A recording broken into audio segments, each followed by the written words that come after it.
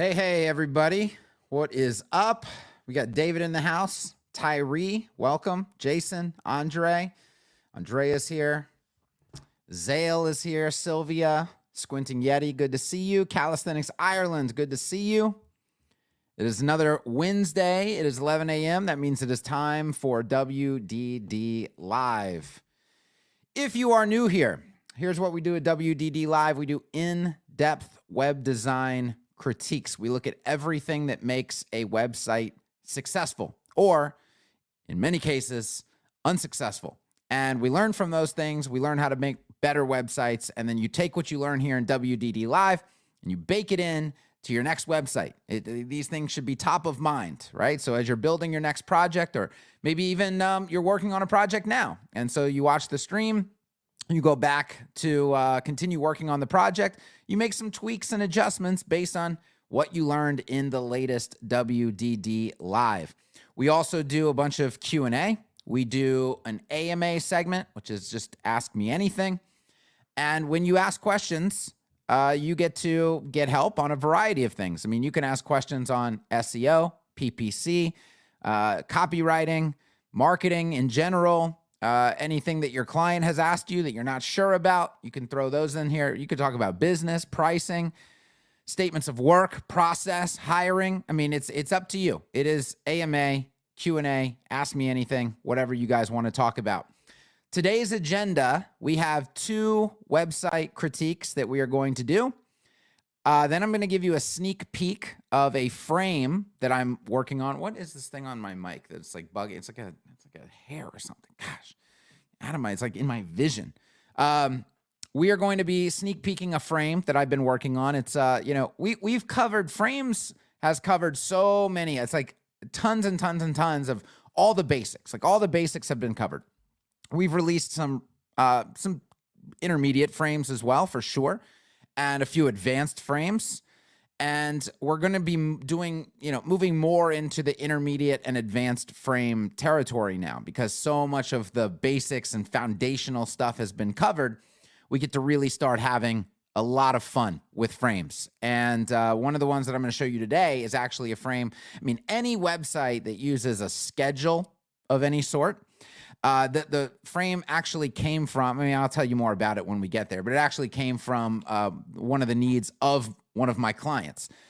So it's going to be a very, very useful frame, and it does present a lot of challenges. And we're going to talk through some of those challenges and how we're going to solve them. And this particular frame is actually going to be an entire training in the inner circle. So I'm going to teach how to build this exact thing from scratch.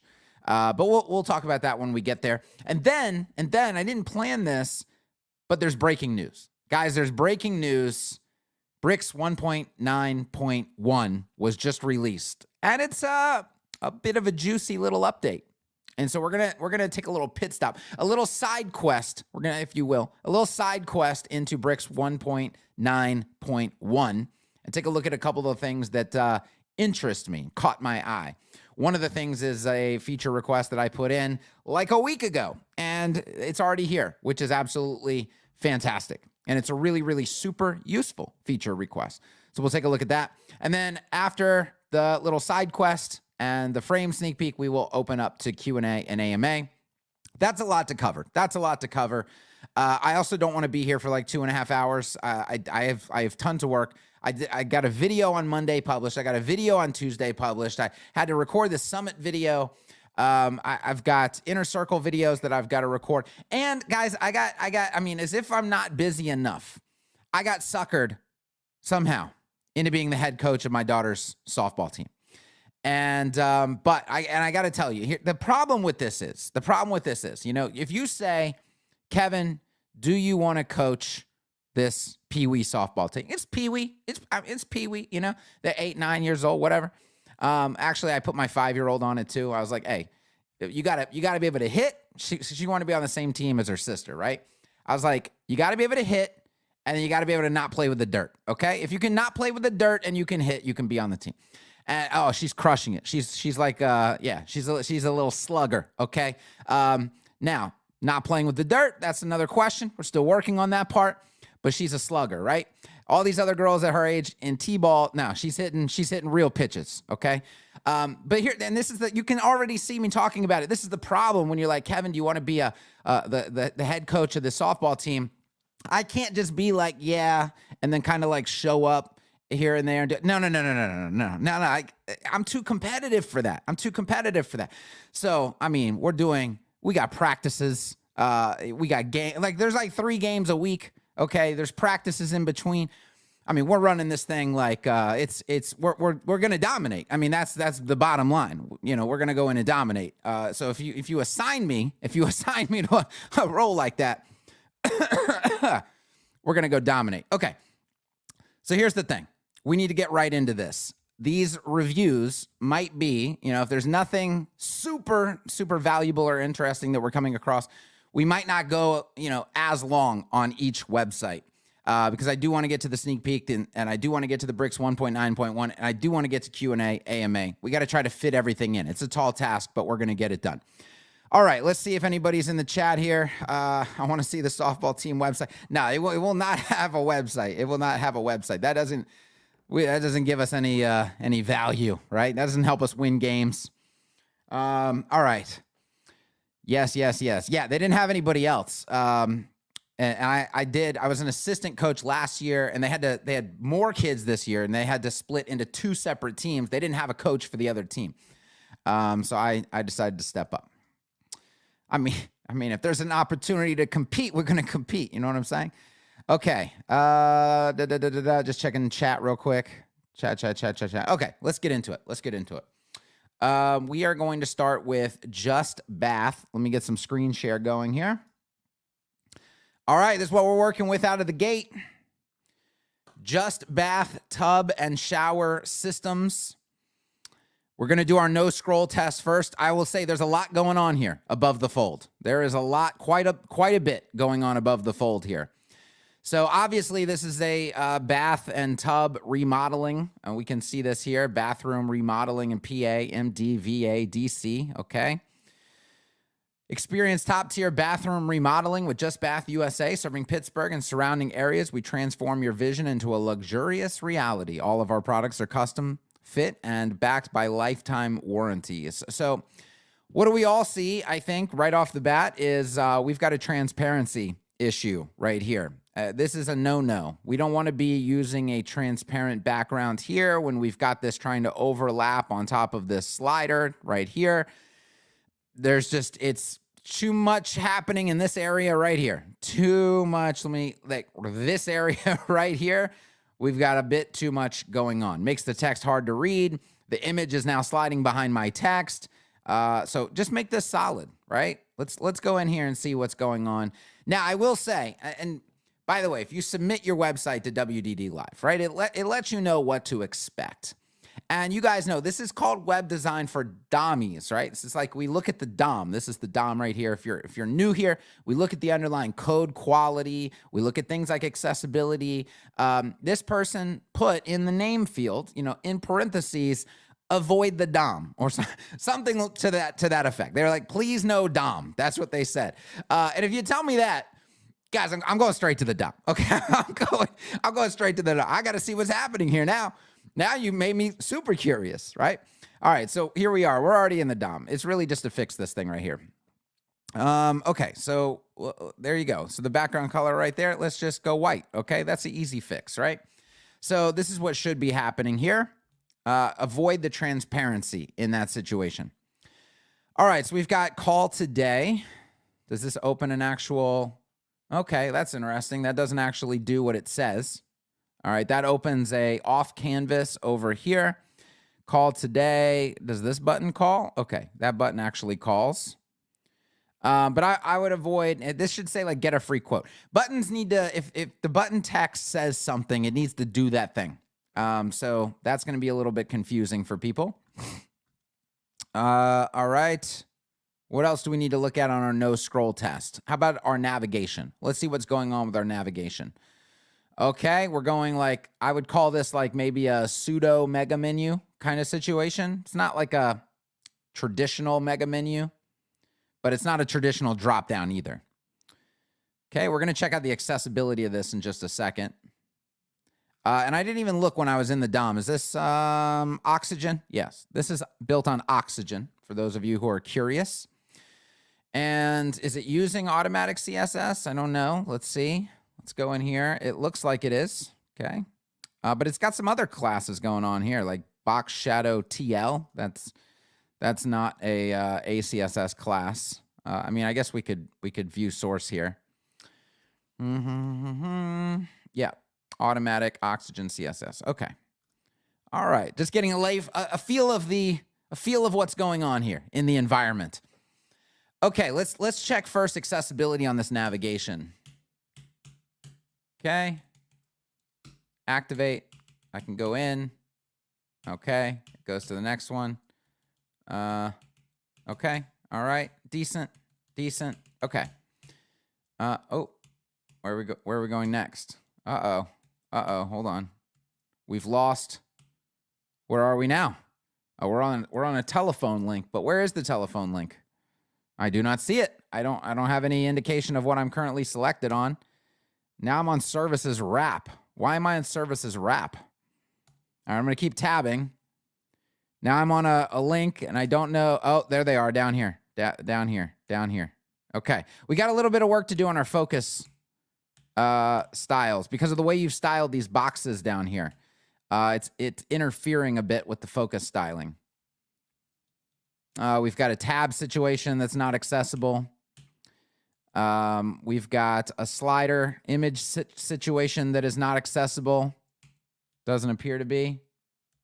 I don't know if I'm on a... No. Oh, dear. I don't know where I'm at. Oh, gosh. Okay. Now we're on somebody's Instagram. Okay. So the accessibility leaves a lot to be desired. Let's just say that. We need to do a lot of work on the accessibility side of things. All right, let's continue down. Our bathroom remodeling services from tub to shower, shower to tub conversions. And full luxury bathroom remodels. Just Bath can handle any custom bath requests. This is so wordy for did you think this was like an SEO benefit or something? Why from tub to shower or shower to like that's, it's a given, right? You could go either direction. I don't think you have to say both of them explicitly. We have hundreds of custom bathroom designs to fit your style, freshen up your bathroom or completely redo it. The possibilities are endless with Just Bath in charge of design and installation. So we've got bathtubs. Oh, I'm not real fond of this right off the bat. I'll just tell you. Okay.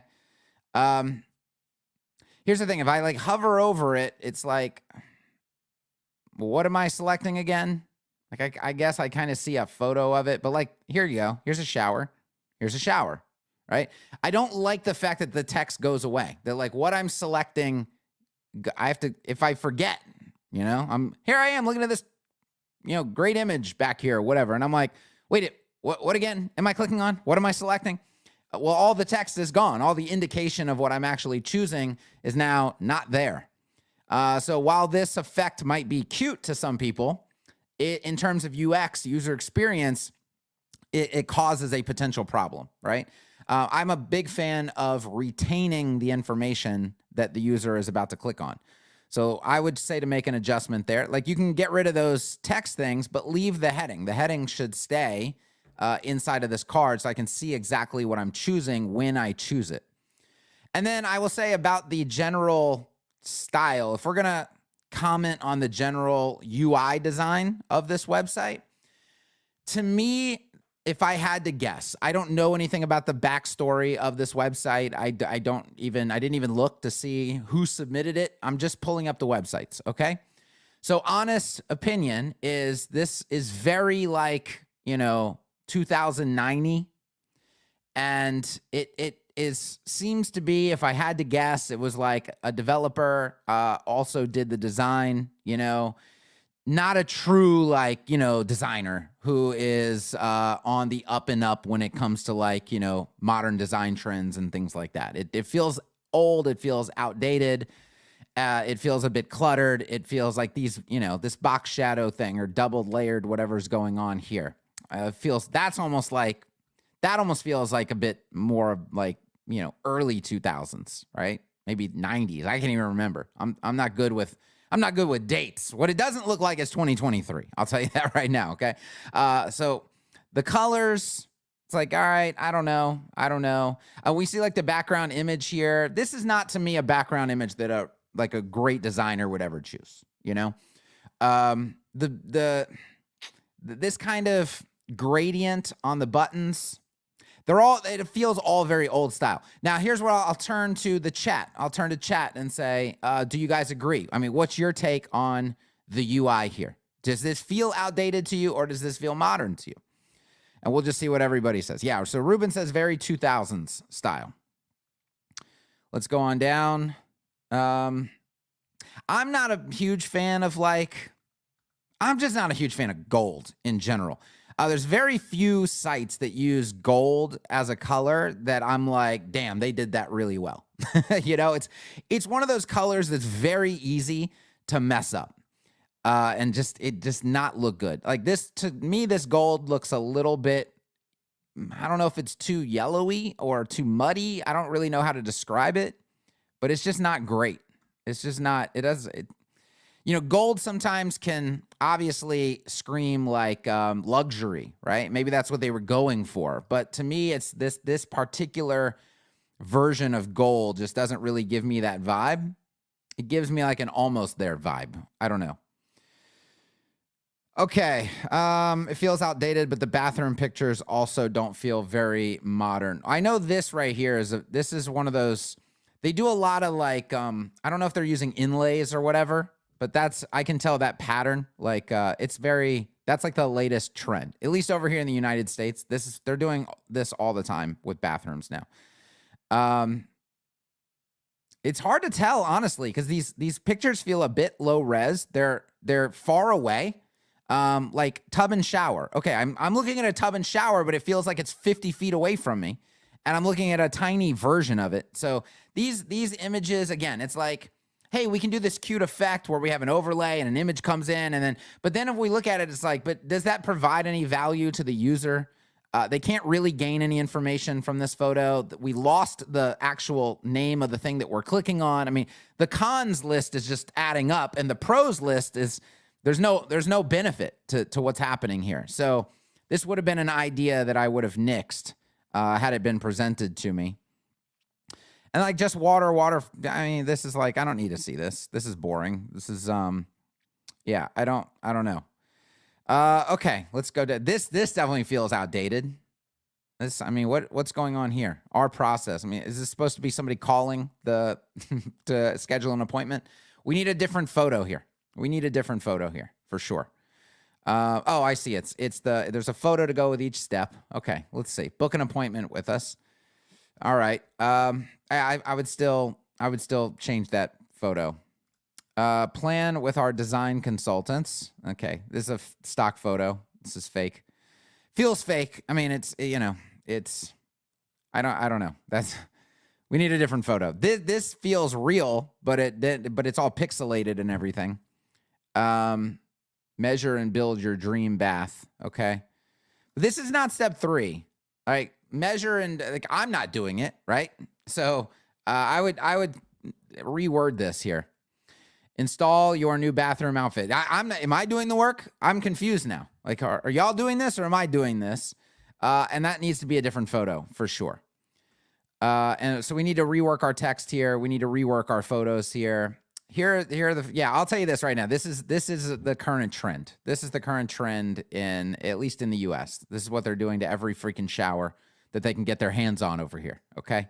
And they're charging mad money to do it. All right. I don't really have a problem with this gallery right here. You know, this gallery's fine. Okay, let's go down. Why choose us? Notice that, you know, we had to get very far down, right? Very far down before. One thing I'm looking for constantly on websites is, and this is just like marketing 101, okay?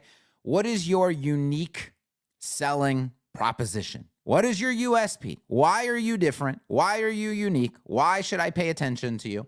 And if we do a quick just grade on USP, we just go section by section and ask ourselves, were we informed of the USP in this section? Were we informed of the USP in this section? Were we informed? And so you look here, it's like bathroom remodeling, okay? Very just tell it like it is, factual headline. Experience top-tier bathroom remodeling, serving Pittsburgh, blah, blah, blah. We transform your vision to a luxurious reality. Everybody says this. All our products are custom fit. Okay, so maybe this is, but I don't know. I think that's everything in the bath space. I mean, backed by lifetime warranties. I mean, if everybody can say this, then we haven't said anything unique yet. There's no unique angle on what's happening here, which basically begs the question. If you don't understand why a USP is important, people are weighing their options. There's this company I can choose, this company I can choose, this company I can choose. Why? Which one should I choose, right? Why? What is the difference? And your job is to communicate that difference. Your job is to tell them why you and not someone else. Because otherwise, I mean, what? I should just randomly choose. Should I just throw darts at the wall? I need to know. What are the differences? And then so we get to this section right here and we see, you know, you have, okay, it's just same copy I see everywhere. Same options I see everywhere right here. Okay, so I come down to process, book an appointment, okay? That happens everywhere, doesn't it? Doesn't it? Isn't step one? With every company I could go to, that's probably step one. Okay, so plan with our design consultant. I'm guessing that that's also step two with almost everybody that I could hire. So this isn't really doing the job of unique selling proposition. Once you commit a one-day remodel or luxury bathroom remodeling project with Just Bath, okay, so this right here, this is a potential unique selling proposition. So if I hire, let's say there's 10 companies to choose from, and 9 of those companies, it might take a week for my bathroom to get remodeled. But this other company says, no, this can be done in one day. Then that is a unique selling proposition, okay? That is something that these other companies cannot say, cannot actually pull off and execute, and it's a promise. It's a promise that has a lot of value because I don't want my bathroom to be out of commission for a week. I want my bathroom to be out of commission for a day. That sounds a lot better to me. That's a lot more valuable, right? If this is in fact true for every project, this needs to be front and center. This needs to be you. So the concept that I refer to all the time is a journalist concept, right? It's called bury the lead. You've buried the lead. You've buried the exciting thing. You've buried the important thing somewhere else in the article. And right here, we've buried the potential unique selling proposition 4 sections down and 3 tabs in, which means a lot of people are not going to see it. A lot of people are not going to know that this is the possibility, right? So, you know, up here in the main heading of the page is an opportunity for you to talk USP. Get people, wouldn't that, okay, tell me this. Which one would make you want to read more of this website? Bathroom remodeling and PAMD VADC. Or one-day bathroom remodeling in, like, just insert that one thing. And it suddenly, this headline becomes much more intriguing. Much more intriguing. You guys can do this in one day? You can pull that off? I need to know more, obviously. And if I'm comparing 5 different companies and this one's saying it right there front and center, one-day bathroom remodel, hey, you got my attention, at least. It's not a guarantee that I'm going to choose you, but you definitely have my attention. And that's the whole point of an H1 heading, is to grab people's attention, make a promise, have a unique selling proposition, say something that everybody else isn't saying. Get them to read the rest of the page, right? Okay, what do we got going on in chat? One day, definitely a game changer. Yes, for sure. The tab section feels especially weird because we need to read it from right to left. Correct. Yeah, the options are over here, right? The options should really be on the left-hand side, and then the content should be on the right-hand side. Especially because you've also got some like overlapping stuff going on here. It's hard for the eye to track really what's going on right here. And then the heading is to the right of everything is almost like an RTL situation going on here for no reason because this is in English. So we need to get the tabs over here on this side. All right, let's see. Why choose us? Here we go. Just Bath provides high-quality service with a local touch. My gosh. I mean, guys, close your eyes. Close your eyes and I will say the name of any bath remodeling company, and I will read that sentence. And I guarantee you have no idea that it came from Just Bath. I mean, everybody can say this. Everybody will say this. Everybody does say this. So once again, if you're writing copy, I'm trying to package this up into a practical scenario where you guys can actually improve your copy. Just when you write a sentence, just pause and be like, is everybody going to say that? Is everybody in this industry going to say exactly that? Can they say exactly that? Would they about themselves? I mean, nobody's going to be like, hey, we provide low quality service, dog. I mean, that's what we do. I don't know about you, but we provide low quality service. And we're not local, we're not even near you. So I don't even know why you're here. Right? Like, no, everybody's going to be like, yeah, we provide high quality service and we're local to you. Right? That's why you're here. Everybody's going to say that. So what is the value in repeating that and saying that again? Like, do we have the capability of saying something different here? Stop living with an outdated bathroom that no longer meets your needs. Okay? Give us a call today to explore your one day. So you guys see my pet peeve with this? Why choose us? And then I'm just not going to give you a reason. I'm not going to say anything that's different from anything else you're going to read, even though you're acting as if I asked the question. And I am wondering, why should I choose you? Thank you for giving me no reasons. And look, we didn't even mention the thing that we decided was super important up here. Why wasn't that mentioned? If you can't say something different, why are you opening your mouth? That's the question, right? In marketing, don't show up and just say what everybody else says. That's not marketing. It's not what marketing is. And by the way, it's this just to tie everything together. This is how marketing can actually influence companies and products to be better. Because imagine you're sitting in a boardroom situation. You got all the leaders of this company gathered around, okay? And you guys are talking, and really you guys are saying, we're kind of just another bathroom remodeling company, right? Like what can we start doing differently to make us a better bathroom remodeling company? Well, we could use more materials or better materials, right? If we're using cheaper materials, that could be one thing that comes up. But another thing that comes up is somebody raises their hand and go, hey, I have an idea. Everybody in this area takes them a week to remodel a bathroom.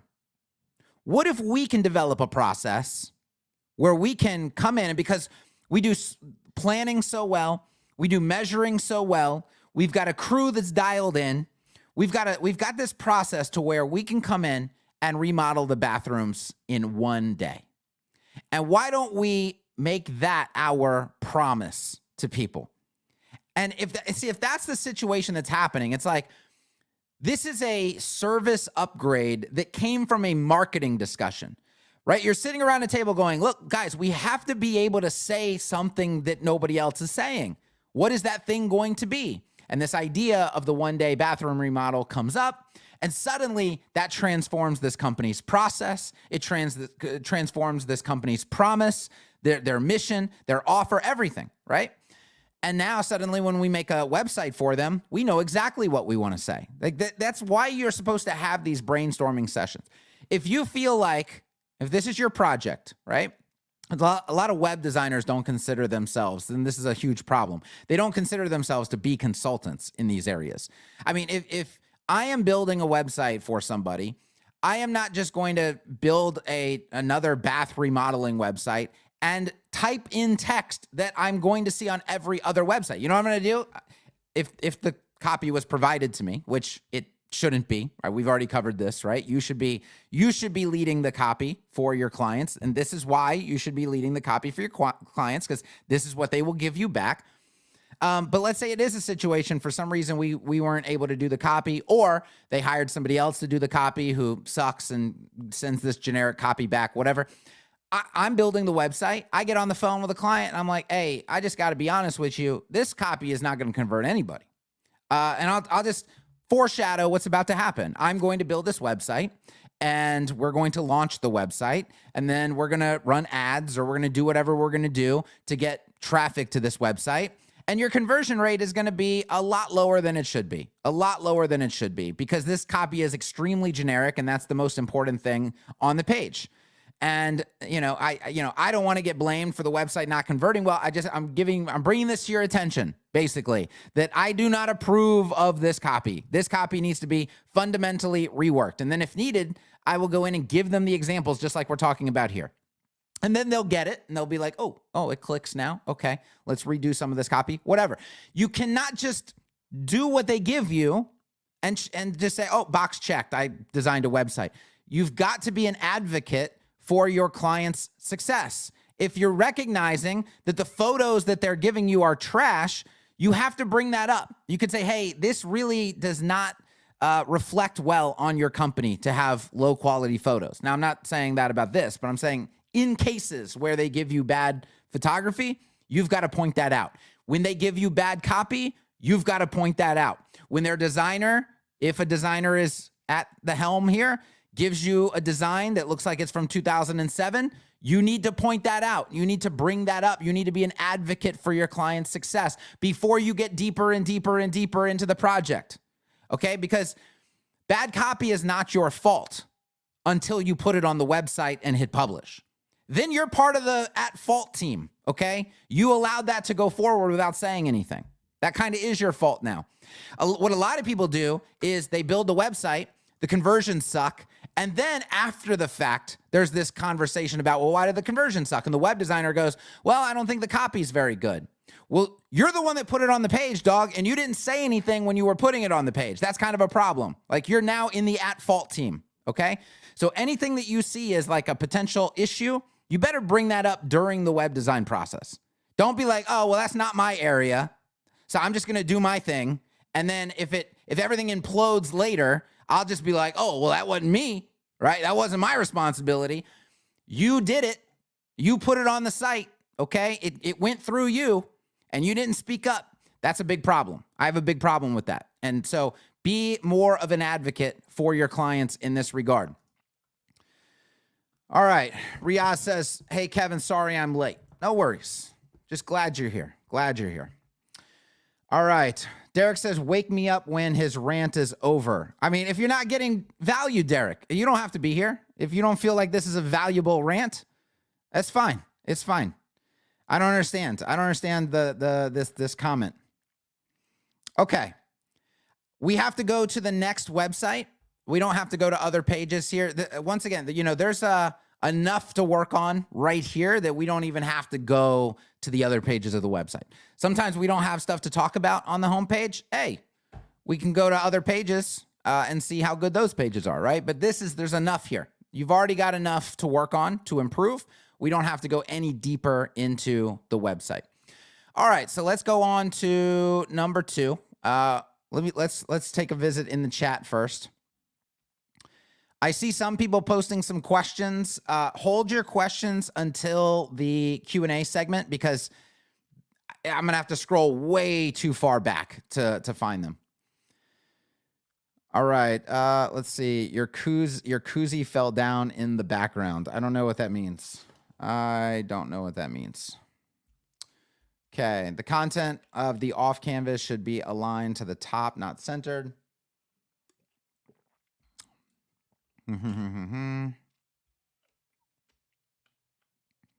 Just going through chat real quick before we move on. Oh, Tyree does not like the font. I feel like a lot of people choose this font when it's like we need an elegant font. We need an elegant font.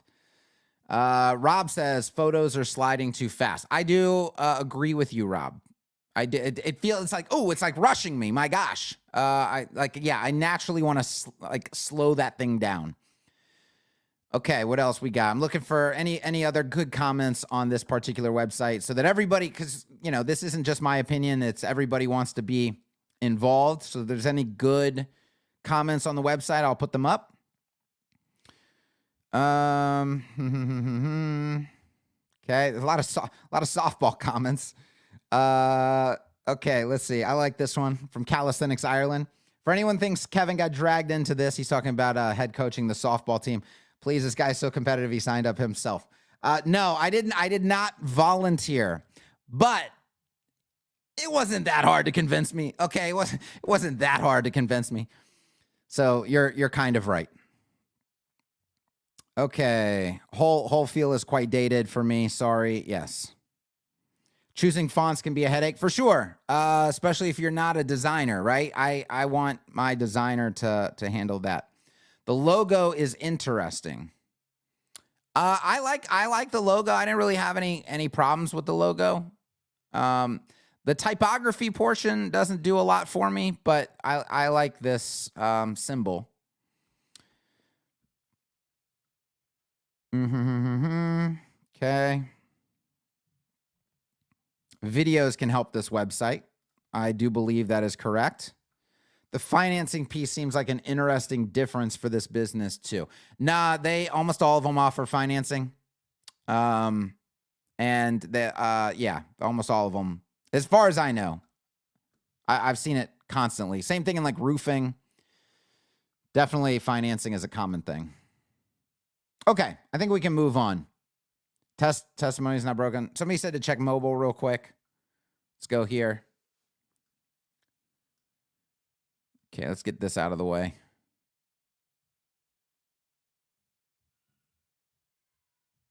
This card is breaking right here at this breakpoint. Oh, so there's more text behind this card from this card. See, this card's text that's supposed to be right there is actually behind this card's text. So yeah, there's definitely some work to do on mobile. That is the largest hamburger icon I've ever seen in my life. Did Bev have something to do with this? Was Bev like, that menu icon's got to be bigger?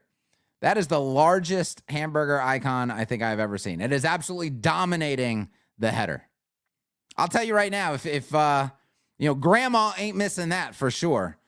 I don't know if they looked at the age demographics of this website, this business's user base. Oh dear, what's going on here?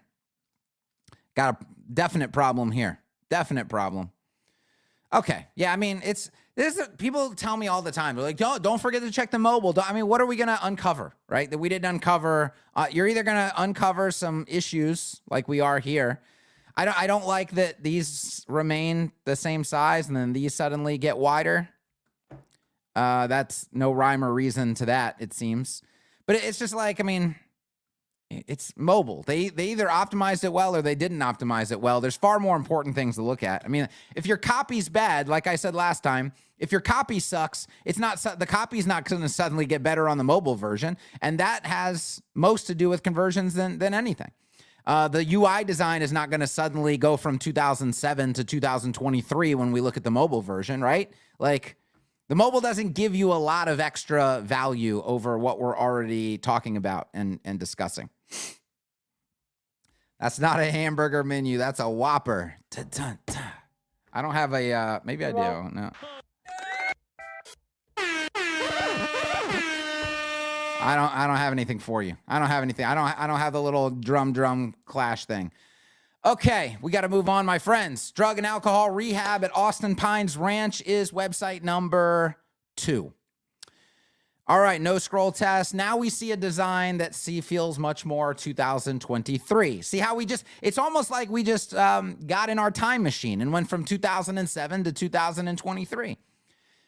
So it feels nicer. It feels more, and if you were going for luxury with that font, you can't go for luxury with 2007 design trends, right? This would have felt much more, it's like clean and warm and, hey, I want to spend some money. I want to spend some money right now.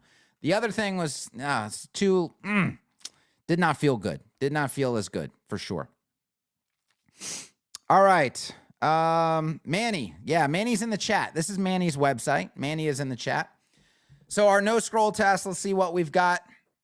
Right off the bat, it just says drug and alcohol addiction treatment, which is a very literal headline. Very, very literal. Might like to see some lead text here to give me more to chew on. And I think, let's see if we're going to run into the same problem of USP. Let's make that the theme of today's WDD Live. How long does it take us to find a USP, a unique selling proposition? Okay, let's, we don't have a lot to look at here on the no scroll test. We can see what's going on with our nav. Okay.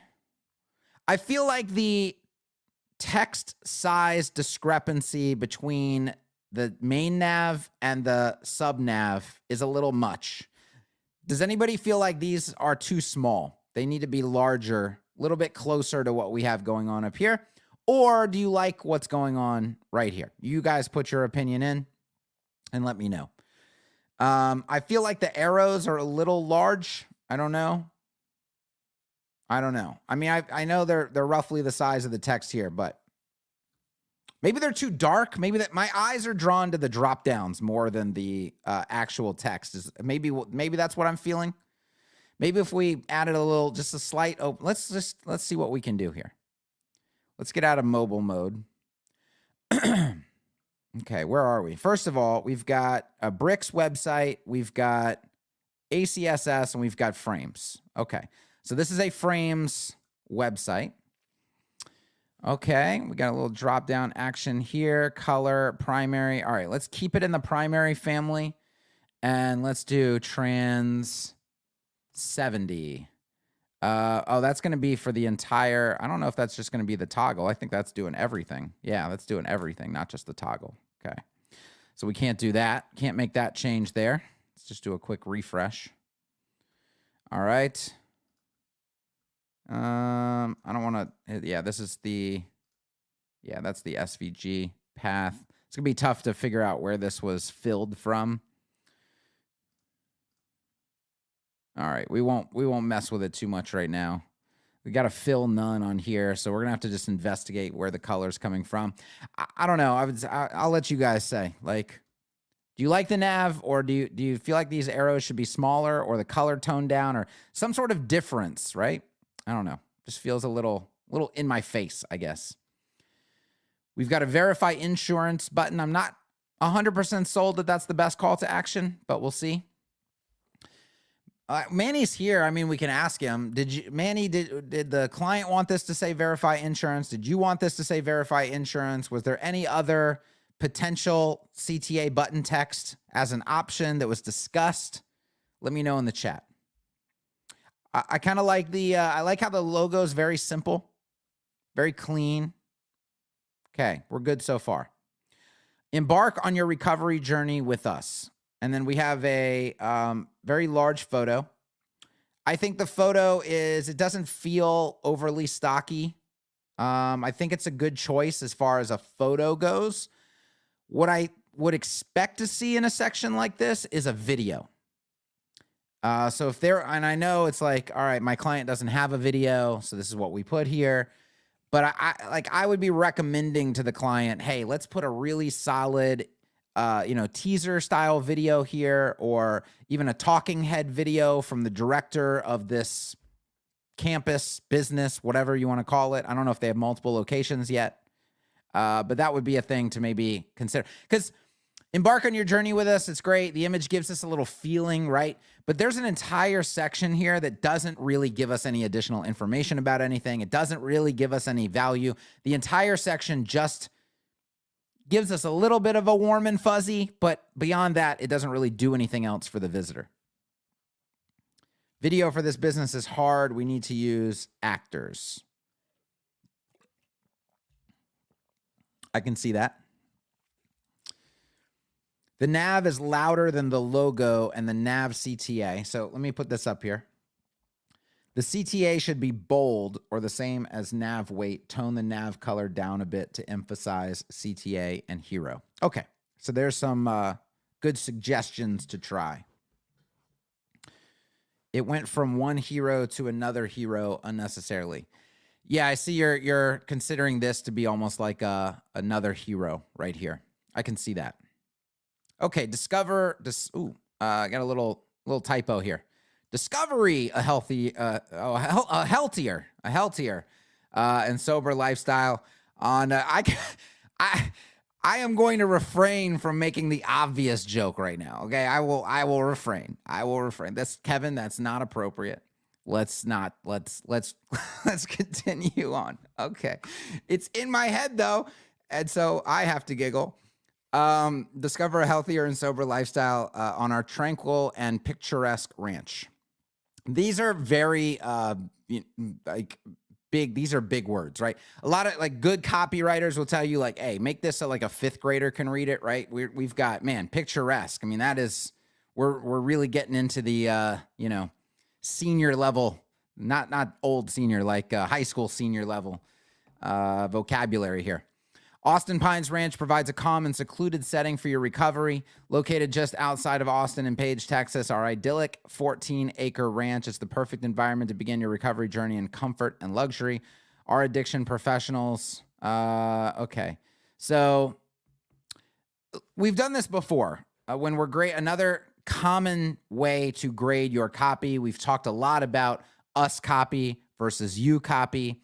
And so I just want to point out, and it always puts alarm bells off when I'm reading copies because I've looked at copy so much and rewrote copy so much. We, okay, this is us, we. Our, that's us, we copy, right? Now you can say begin your recovery journey. So we've said your, that's you copy. Okay, that's good. Our, though, we're back to us now. Our addiction professionals. We keep going. Okay, if you are ready, all right, good. That's you copy. But then it's back. Austin Pines, that's us, we. Okay, so we can rewrite this whole paragraph to be much more you focused. Like, what's going to happen when you come here? Why does this environment help you in particular, right? Get this focused 100% on the person reading it. Transform your life. See, this is a you-focused headline. Substance abuse doesn't have to keep affecting you, your loved ones, and your quality of life. Okay, back to us, our. You're kind of saying, this is kind of saying the same type of stuff that was just said right here. So this is two sections in a row that's kind of communicating the exact same thing. So it's a wasted opportunity to say something different, say something new, say something at a different angle. Now we get down to the experience. But see, we're back. Like we, us, Austin Pines, we, us. Are committed to providing you attentive and individualized treatment. Our experienced team works we. Works tirelessly with each client to devise a personalized treatment plan for recovery by using only therapeutic interventions that can specifically meet all of your needs and none that won't. You can make the most of your time at Austin Pines. Okay. I still haven't really, remember what we're trying to do, particularly today, we decided, is find that unique selling proposition. Right now, I'm reading copy that I would probably read on every addiction treatment center website that's just like every other addiction treatment website, right? Where is the unique approach? Where is it? Because here's the thing too. Lots of people already know the fact is addiction is hard to treat. Addiction often takes a long time to treat. People go to rehab centers and then they, get cleaned up, whatever. And then they end up back there a year later or 6 months later or 2 months later, whatever. So we know this is a problem. Like there's a common problem with addiction treatment. And thus, what most people are wondering is, what's your success rate? What's your stick rate? Why do you have that success rate? What leads to it? Do you have some sort of unique approach to helping people with addiction? Or is this the same kind of addiction treatment that I'm going to find everywhere, and thus I'm going to get the typical results that most people get, which is I don't know if it's going to stick. I don't know if I'm going to be back here in a year. I don't know. That kind of thing is very, very important. I mean, we're trying to sell them on coming here and choosing us. Do we have something different to offer them? Like, and I'll tell you right now, a pool out back, okay, while nice, it doesn't help my outcomes. It doesn't guarantee better outcomes than any other center, okay? So what are we able to say about our process, right, that is unique? And so far, I haven't seen any inkling of that. Okay. So let's go down. And this is why I say copy is the most important thing on a website, guys. It's if you can manage to say something unique and different and actually have, a process or a product or whatever, a feature to back that up, then we're good. Then we're golden, okay? If we don't, if we're just like everybody else, marketing becomes very difficult. Marketing becomes very difficult when you're just like everybody else. All right, we can do medical detox. This seems to be in a different language. Oh, no, it's not. I was like, residencia el inpaciente. No, it's residential inpatient. Okay, so we need to fix that. Your word is breaking right here. Partial hospitalization, intensive outpatient. Just from a quick little design aspect here, I will say this needs a transition on it. So to demonstrate this real quick, let's go in. And I'm guessing it's, yeah, because see how it hovers when my mouse is down here? That lets me know that we've targeted the card and then the element that hovers. All right, so we're going to investigate this. And we'll just see the difference between transition and no transition. We're using clickable parent here. All right, so that looks like it's in the head. Then there's an SVG inside of that. So the head is actually styled. We're going to click this little button right here. Oh, I need to move my, oh, wait, no, hold on. I think I can move me. I can move me now. Shift 2. No, hold on. We got to be in this tab over here. Shift 3, 4. Oh, look at that. Oh, look at that. 2. Look, I can just move myself over here. Okay, so if I select this, I can see our hover styles here. And it's on this. Okay, we probably need to be on here and then select our hover styles to find it. Okay, text wrap balance. Okay, head. Actually, I just need to put it on the head. If I just put it on the head, because I already know that that's what's being, yeah, it's this background color right here. Okay, so the head is right here. Let's come in and say, we're gonna transition the background color. I'm gonna do like 1 second ease. Normally I don't do a second, but I wanna make it kind of obvious here. Okay, so now that's the effect you get, which is much more soft and subtle. It's not so sharp. If I duplicate this, here it is without a transition. See that? It's like very sharp. It's like instantly the background color changes versus here, you get that nice smooth, just like, nice soft, like calm, not trying to shake people up, right? Simple. Okay, so add some of those. I noticed them on your buttons too, I think. No, your button, yeah, you could definitely add that to your button, like that one right there. Anytime, see, that's a subtle color change, so you don't notice it as like needing to transition a lot. But anything that's a sharp contrast change that happens instantly, it doesn't feel as good. So you could put a transition on these buttons and make that much better. Okay. The Austin Pines Promise. Oh my gosh, here we go. Here we go, guys. Are we going to hear a USP? The path to recovery is fraught with challenges, and we know the collaborative treatment and compassionate care that people need to establish long-lasting cover. Hold on, is this a readable sentence? The path to recovery is fraught with challenges, and we know the collaborative treatment and compassionate care that people need to establish. This needs to be rewritten. That is the hardest sentence I've ever read in my life. Let's make this a lot. Yeah, we need to make that a lot better. Austin Pines Ranch offers the best possible environment to help you develop a healthier lifestyle with treatment facilities that are designed to provide a serene and encouraging setting for introspection and personal growth. We're wholly devoted to providing our clients with outstanding addiction treatment, ongoing support, and overall care with kindness and hospitality. Chat, did this convince you? Do you feel like this says something different? We'll just crowdsource this right now. Do you feel like this legitimately said something where if you were an addict or you know an addict and you're helping them get signed up for this place, whatever, I don't know what the process is. Did that convince you? Are you like, oh, we got to go there? They got something different going on. Ruben says that's a bunch of words, but didn't say anything.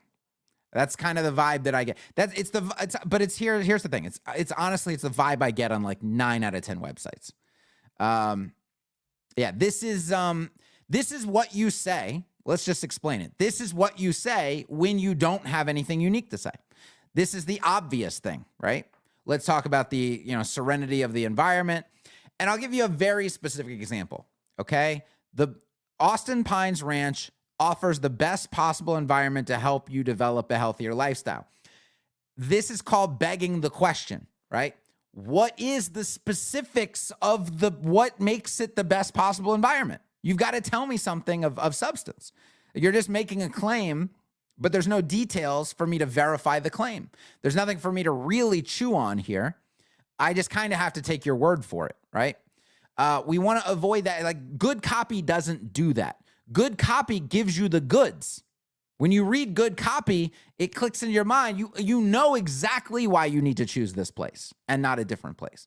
This copy is very nebulous, right? It's very just like airy, okay? Like, we don't have anything good to say, so we're going to say the obvious things, but this is what everybody else ends up saying, and that's the problem with it. That's why it doesn't connect, and it doesn't really help people convert.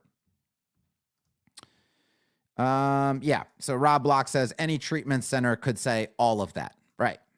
So like I was alluding to earlier, the treatment center would have to have something about their process, most likely. Something about, here's how everybody else treats addiction. Here's how we treat addiction. Notice the difference? So when we're looking at outcomes, you're going to notice a difference in outcomes. Here's the difference, by the way, that you're going to notice.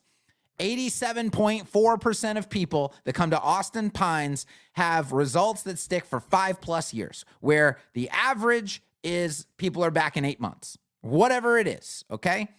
You're not going to have a perfect score, obviously, in the world of addiction, but you can have outcomes that are dramatically better.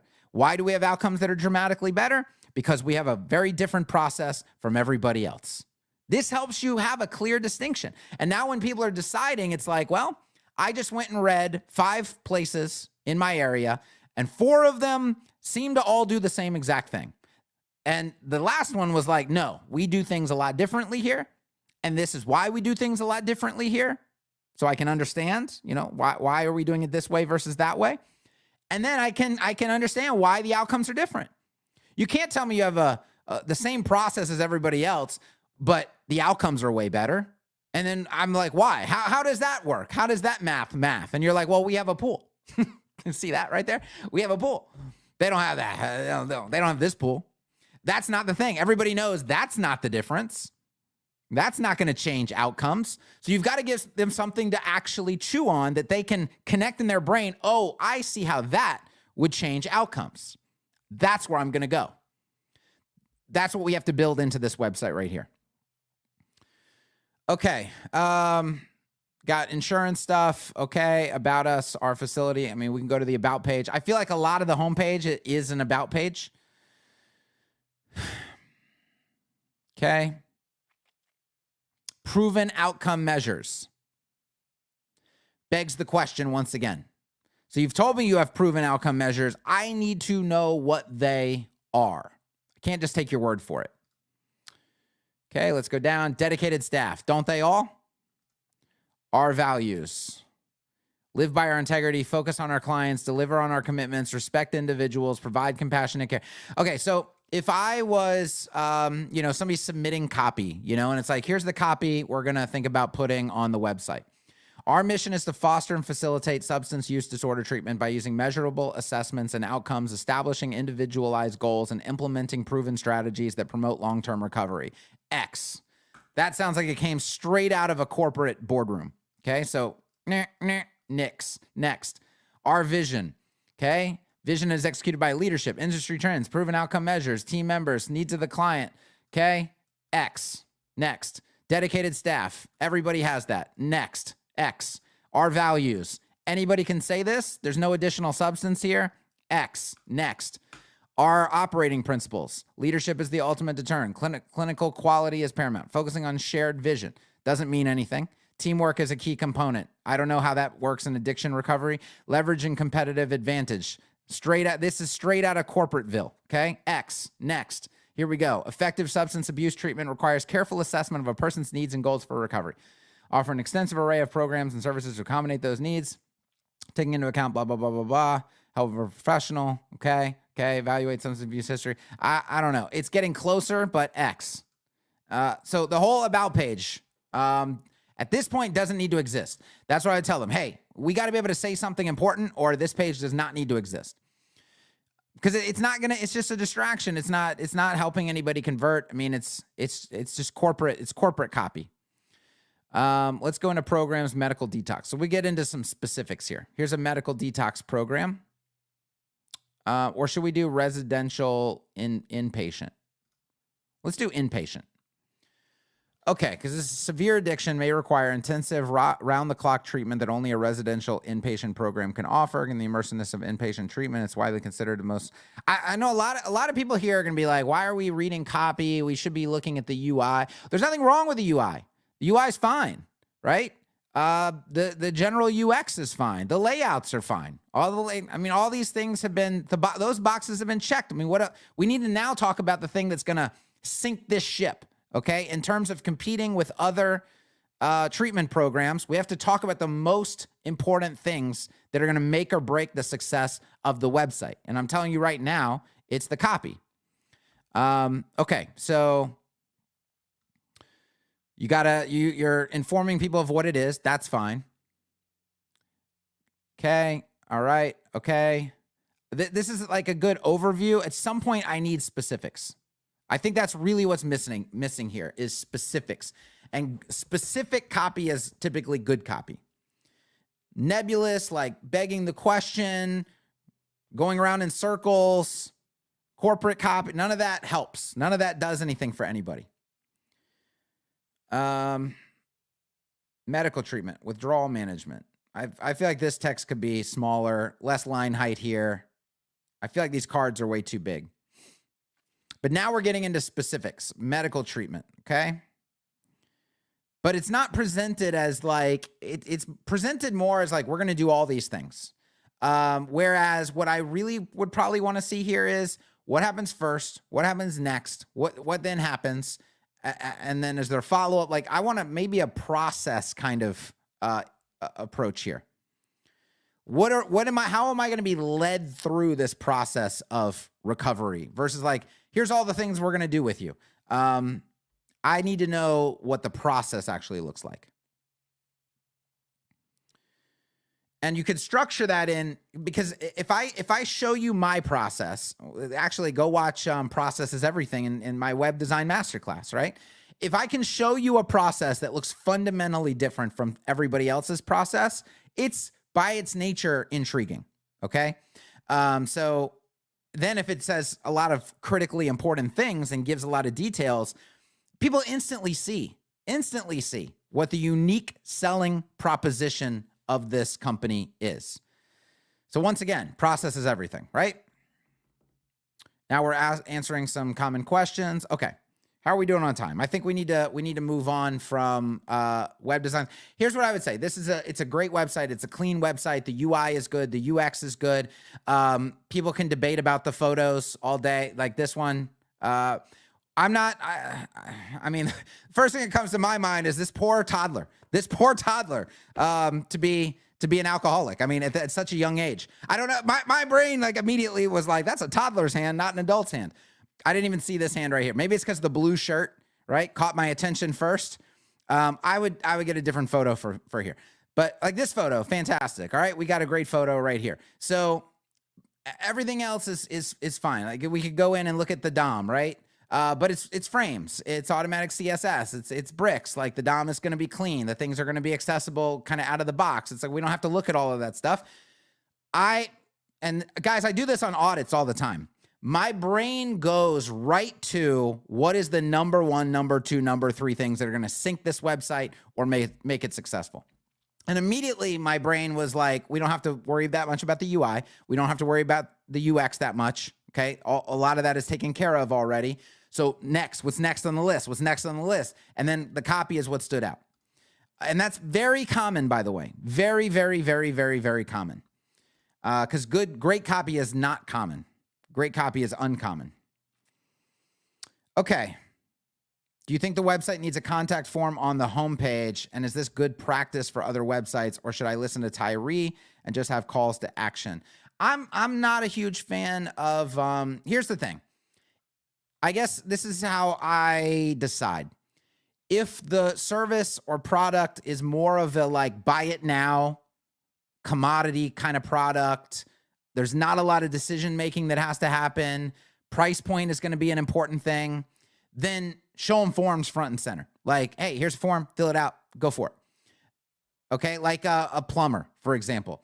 It's like, how much, if the plumber comes up first on Google, has good reviews, everything looks to be in order, like I would expect, right?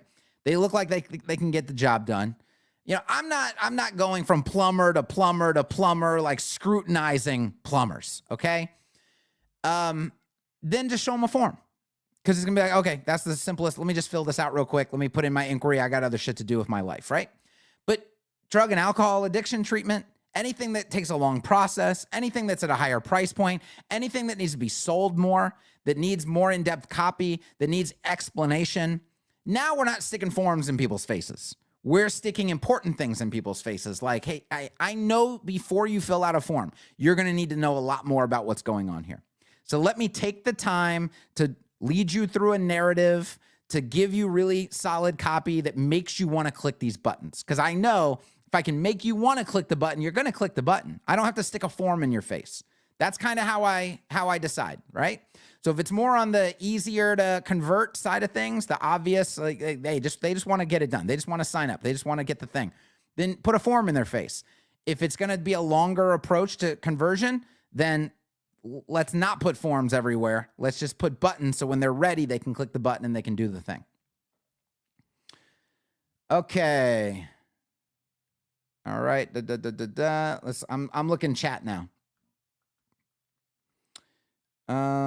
Okay, let's go up. Okay. Why would you use Google Bard to rewrite that copy? No, I don't use ChatGPT. ChatGPT writes nebulous copy. Don't use ChatGPT to write copy. That's a no.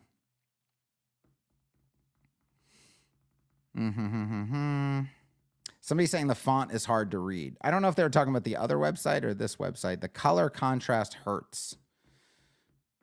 I don't think the color contrast hurts here. I don't see any color contrast issue that hurts.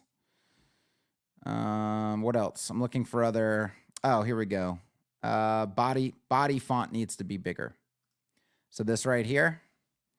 What's the computed value? Font size. Ooh, it's already big. That's a very small typeface right here. So yeah, it's already at 22 pixels by default, which is definitely on the large side. That font itself is a tiny font. Okay. That's probably the issue that we're running into. But I do agree. I think this should be bigger. Okay. Any other good stuff in the chat? We know you use Ahref, but have you tried Ubersuggest in the past? LTD for 3 hours. I have tried Ubersuggest. I don't recommend it. Ahrefs is the power in SEO is in all the filtering capabilities and a bunch of other stuff that happens on the back end that I actually haven't covered in a lot of videos. There's a lot of tools inside Ahrefs, and Ubersuggest is kind of just like a keyword tool. And it's missing a lot of the like advanced filters and stuff like that. No, the font is actually small. Ubersuggest is always running an LTD. Don't get hyped. That is probably the truth. Okay. All right, let's move on. We got to move on to what were we going to do? Oh, frames, sneak peek, and Bricks 1.9.1. We want to look at some things, and then we'll do a whole bunch of Q&A AMA to finish up here, okay? All right, let me pull up the template. So I teased this in the inner circle, showing, hey, here's what, well, actually, I didn't tease the frame version in the inner circle. I only teased the live version on the client site that I've started to work on. Then I went and was like, nah, this has got to be a frame. We got to add this to frames. This is some sauce right here, okay? Anything that is sauce, when I'm working on a client site in particular, in fact, this redesign of this client site has already birthed like 5 different frames so far. And that's great. Like it's, I'm looking for unique things to do on this new client site. And then that gives me things that go right into the frames library, concepts that go right into the frames, especially if it's like got some sauce, right? And this definitely has some sauce, and it is something that is going to be usable on so many websites. And if you have this as just drag and drop, then it's absolutely fantastic. Okay, so what is it called? Where are we even? Let me go. Where's date published? All right, let's go up here. Here it is, schedule section alpha. Let's preview this.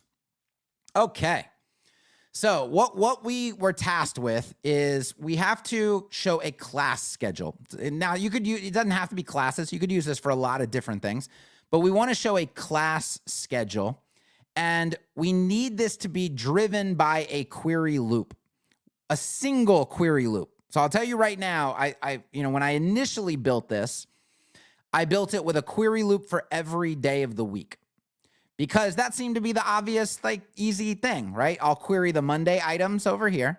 I'll query the Tuesday items here. I'll query the Wednesday items here.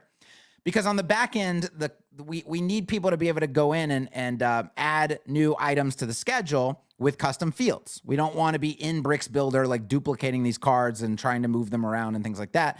And we can't even do that in a lot of cases because there's a lot going on here. We have to relate classes to programs. We have to relate classes to specific locations. We have to do a lot of stuff here. And then this needs faceting and filtering capability. Okay, so just talking through some things.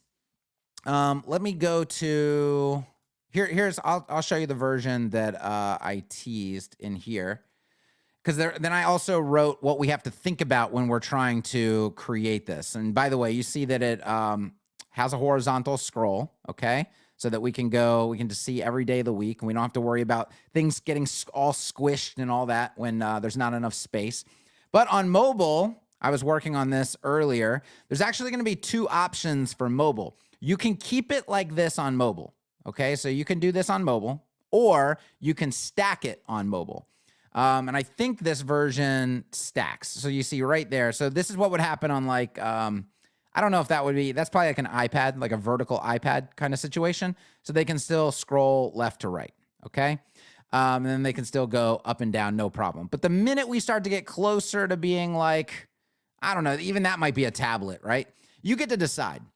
You can put whatever breakpoint you want. This uses a min-width media query, so there's not a lot to change here, depending on where you want this to collapse. But notice what's going on here. Okay, this uses CSS grid. So everything in here is a grid item. These headers are grid items, and so it's positioning them automatically, and that's the other thing. Let me go over here. And let me go, it's probably one of the recent posts. Come down, down, down, down, down. Here we go. Okay. Well, here's the version that's looking live right now on the client site. So this one has more styling attached to it. And you can see here, right? It's like, now you see columns can even be empty. Okay. Like this presents, it's a challenging thing, right? And I'm excited to show the approach that I took and how we achieved this with just pure CSS grid. But people have to be able to also put in like a class at any time. They're just going to add them randomly. And the grid is responsible for putting them in the right column and potentially in the right order. And then notice that, they all don't go in the same order in the grid, but somehow when this stacks, all the Monday items are under Monday, and all the Tuesday items are under Tuesday, and so on. There's no JavaScript, by the way, helping to it. This is pure CSS, okay? And I just think that's really interesting. And that's why I'm doing a whole Inner Circle deep dive training on this, building it from scratch.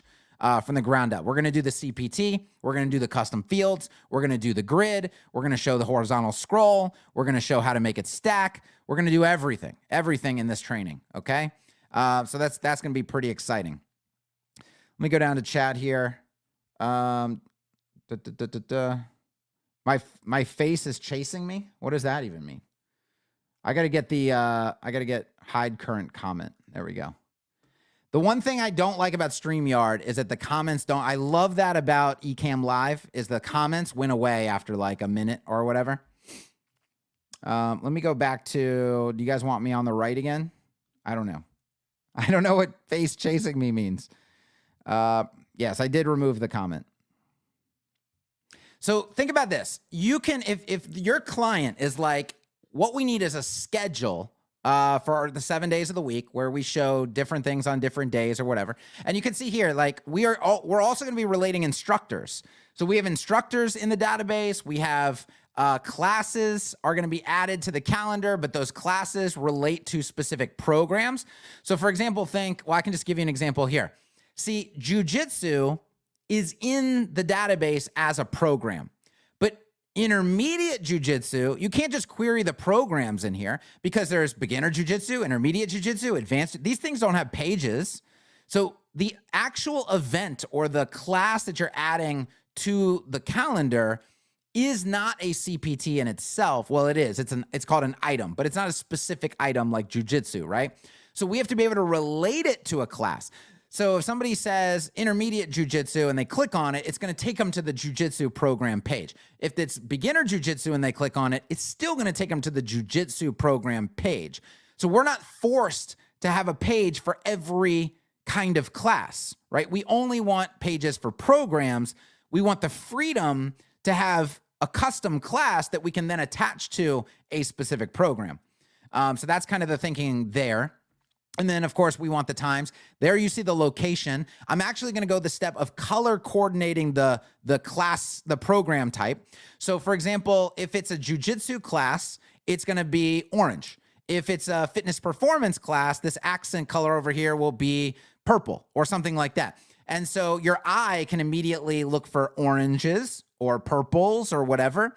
The other thing is that it will be facetable, okay? Which I learned if you attach custom fields to a page, because that's what we started with right here. So if I want to edit the schedule, for example, I just edit the page and I fill out the custom fields. It's a repeater in ACF. You can't facet them with Grid Builder. Grid Builder can only facet actual entries in the database, actual posts.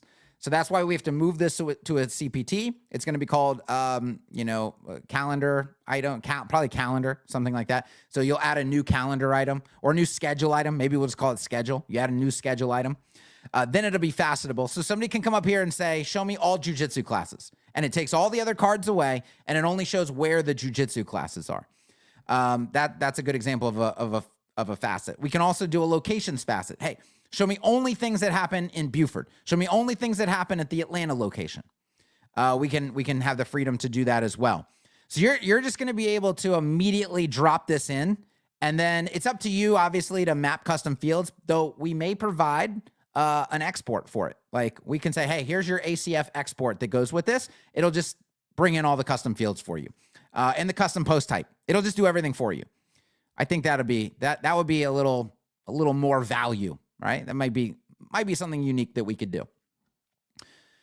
All right. So I don't know. What do you guys think? You liking this? Is this good? Most importantly, I think is going to be the training on this, because the way that I am positioning things in the grid is, I think, somewhat unique. And it all comes from the custom field. I'll tell you that. So when somebody chooses, all they have to do is say, this is a Monday item. The grid is automatically going to put it in the Monday column. I think that's pretty cool. They don't have to do anything else. It's just by default, it just happens. They don't even have to think about how it's going to be positioned in the grid. The grid just takes care of it for them. Okay. All right. Let's take a look at, that was a little sneak peek there. So training on that coming in the inner circle, and then the frame. Do you guys mind if should I put out the frame before I do that? I'm going to try to record the training today. In fact, I'm going to get some lunch, and then I'm going to try to do the training today. I'll put out the training, and then I can release the frame shortly after that. And then we can upgrade the frame by adding the custom fields, exports, and CPTs and all that. Okay, let's get this out of here. Let's get this out of here. Let's get this out of here. And what do we need? We need a bricks training. Here we go.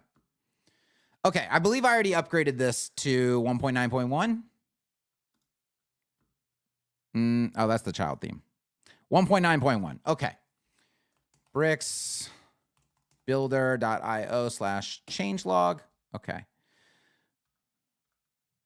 Okay. I always do this. I always go right because the changelog takes forever to load, and I always scroll first to look for it, and then I end up at the bottom of the fucking changelog. Every time. I don't learn every time. Which, by the way, is the reason Google likes to avoid page layout shift. There's a huge page layout shift issue. The fact that this loads in line here like that, see that? So if you're, not patient like me, the minute you arrive, if you try to scroll, you're past the changelog, the entire changelog if you scroll too much. Okay, let's look at Bricks 1.9.1. So I don't ever, hardly ever do I do translatable websites. So, WPM, well, whatever. Query editor is kind of interesting. But what I wanted first, I'll just be honest with you, what I was hoping for first is when you query relationships that we would have a UI for adjusting the query. And we were not given that. We were just given this right here. So that's kind of womp womp. All right, more query additions. These are interesting if you read through that. Inject section templates via hooks is quite interesting, though I need to play around with it a little bit. New element Instagram feed. No. The minute I read that, I was like, why are we doing that? Why are we? Did anybody still use Instagram? I thought Instagram was kind of dead. I don't know. ACF nested group support. This is super important. This, guys, is super. I can't tell you how many times I've created nested groups and then I can't query the things out of it because there was no support for nested groups. And I was like, oh my God, I got to go back. I got to ungroup everything. I got to restructure all my custom fields because we can't have nested groups. This is a game changer right here. This is really important. I'm very excited to see that. Custom CSS new root placeholder. This is the thing I wanted to look at and look at with you. So let's go take a look. All right, I'm gonna go into pages. What should we build? I don't even know. What should we build? Let's add a new page. Let's just build, I always default to building like a stupid card or something like that. All right, we're gonna look at root selector. I think if you hit edit with bricks, it publishes the page. All right, let's go to section. Let's go to make this a 3-column grid right quick. Let's go block. Okay, and let's call this. I should give you guys a sneak peek of. I'm gonna do that right now. I don't know. It's not on this. I'm not even on the right branch. That would take more work getting into. But auto BIM is right around the corner, guys. Right around, and it's. So let's go root card. Let's call this root card. All right, good. Let's put some things in here. So let's do a block. Let's do root card double underscore. Let's call this the media wrapper or something. Let's call this the body. Let's call this, let's add a heading in here. Let's add text in here. Let's add a button in here. Awesome. Let's add an image in here. Perfect. Let's select an image. All right, they'll work. Insert. Good. Okay. Now, this is going to be our media wrapper. I don't know why I'm doing all this, but it's just a habit. This is our root card. I guess it does help you guys to see what everything is in here. Okay, text, button, great. All right, we're going to go heading here. I'm going to see the limitations of this because I had some theories as to I know this is going to be a lot more beneficial, but just how beneficial, I'm not quite sure yet. And we might even run into a limitation of it that I was envisioning might exist. And then I'm going to have to think about what else we can feature request to get around that limitation. Okay, let's say that I was going to style this entire card from right here. Hey, okay, this is new. So it's got a little placeholder action, and I believe there's a shortcut for it. There's R plus tab. Okay. Oh, nice. Okay. R tab. I got to get used to that. That's not a common, using the tab is not a common shortcut key. My pinky doesn't have to do so much work. You know what I'm saying? Yeah, I'm going to have to get used to that. All right. So root card. And then I just say backgrounds, color of, what do we want? Shade, ultra, light. Let's design the most boring card we can possibly. Okay. Oh, background color. Guys, background color does not work nearly as well as background color. I'll tell you that. Okay. So then what I want to do is I want to say root card, and I remember I called it body, right? So this would be R tab _ body. And immediately I'm doing the body, which I could just set a different background color if I wanted to, because I don't know what I want to do here. Let's say danger. Oh, I'm liking this, guys. I'm liking this. You see where we're at with this? How about this? How about we'll just do something. Let's do font size, text S. Okay, so that's going to make that text nice and small. We can also drop some padding in here. All right, so we'll just say space S. Maybe we want a little more than that, space M. You know what we should probably drop in there as well? You know, a little content gap divided by 2 action. Yeah, I'm liking this. This is H3. Okay. That's really, really, really handy. Really, I'm really glad I made this feature request. What was the limitation I was thinking about? It was something to do with BIM. Oh, modifiers. How would this work with a modifier? Root card, dark. So I want this to be a dark version of the card. Root card, dark. All right, R tab. This would be targeting root card dark. Yeah, you can't do something like this to reference the original class, like root card, because I need to do like body now, something like that. And this is not going to work. Background color of black. Yeah, not going to work. I still have to manually type root card body like that. There needs to be, here's what there needs to be. But then there's no way for Bricks to know that that's the thing. Like a way to reference the original, the non-modified class. I just don't think that's going to be possible. Because then I can go down here and say color white. Okay. And then I would have to do root R tab. That is not R tab. I have to look at my keyboard to do that. Root and then root card heading would be color white. Okay. That's how you make a dark variant of a card. See this, guys? This is the problem right here. Rack your brains right now. Rack your brains. Rack your brains. I don't want to have to write this manually. How do we get a reference token for this that works just like this reference token? But there's no way for Bricks would have to almost like scan the element and look for another, but it wouldn't be able to differentiate this class from another class, from another class, from another class. I don't think there's a way to do it. Page builders naturally struggle with BIM modifiers. So BIM block, BIM element, no problem whatsoever. Fantastic, golden. BIM modifiers, every page builder struggles with. I have not seen a good BIM modifier workflow in any page builder ever.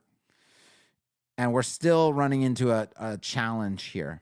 See, if I was on this class, this gives me exactly what I want to see right here. Well, the problem is we're just not on that class. Now, again, I'm just brainstorming. I'm just talking nonsense. I'm just talking nonsense.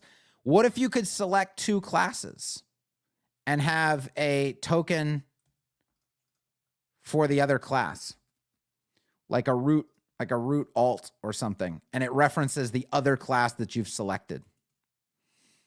But then we wouldn't know which one we're applying styles to, would we? See, more limitations, more challenges. All right, let's go to chat. Does it accept nesting?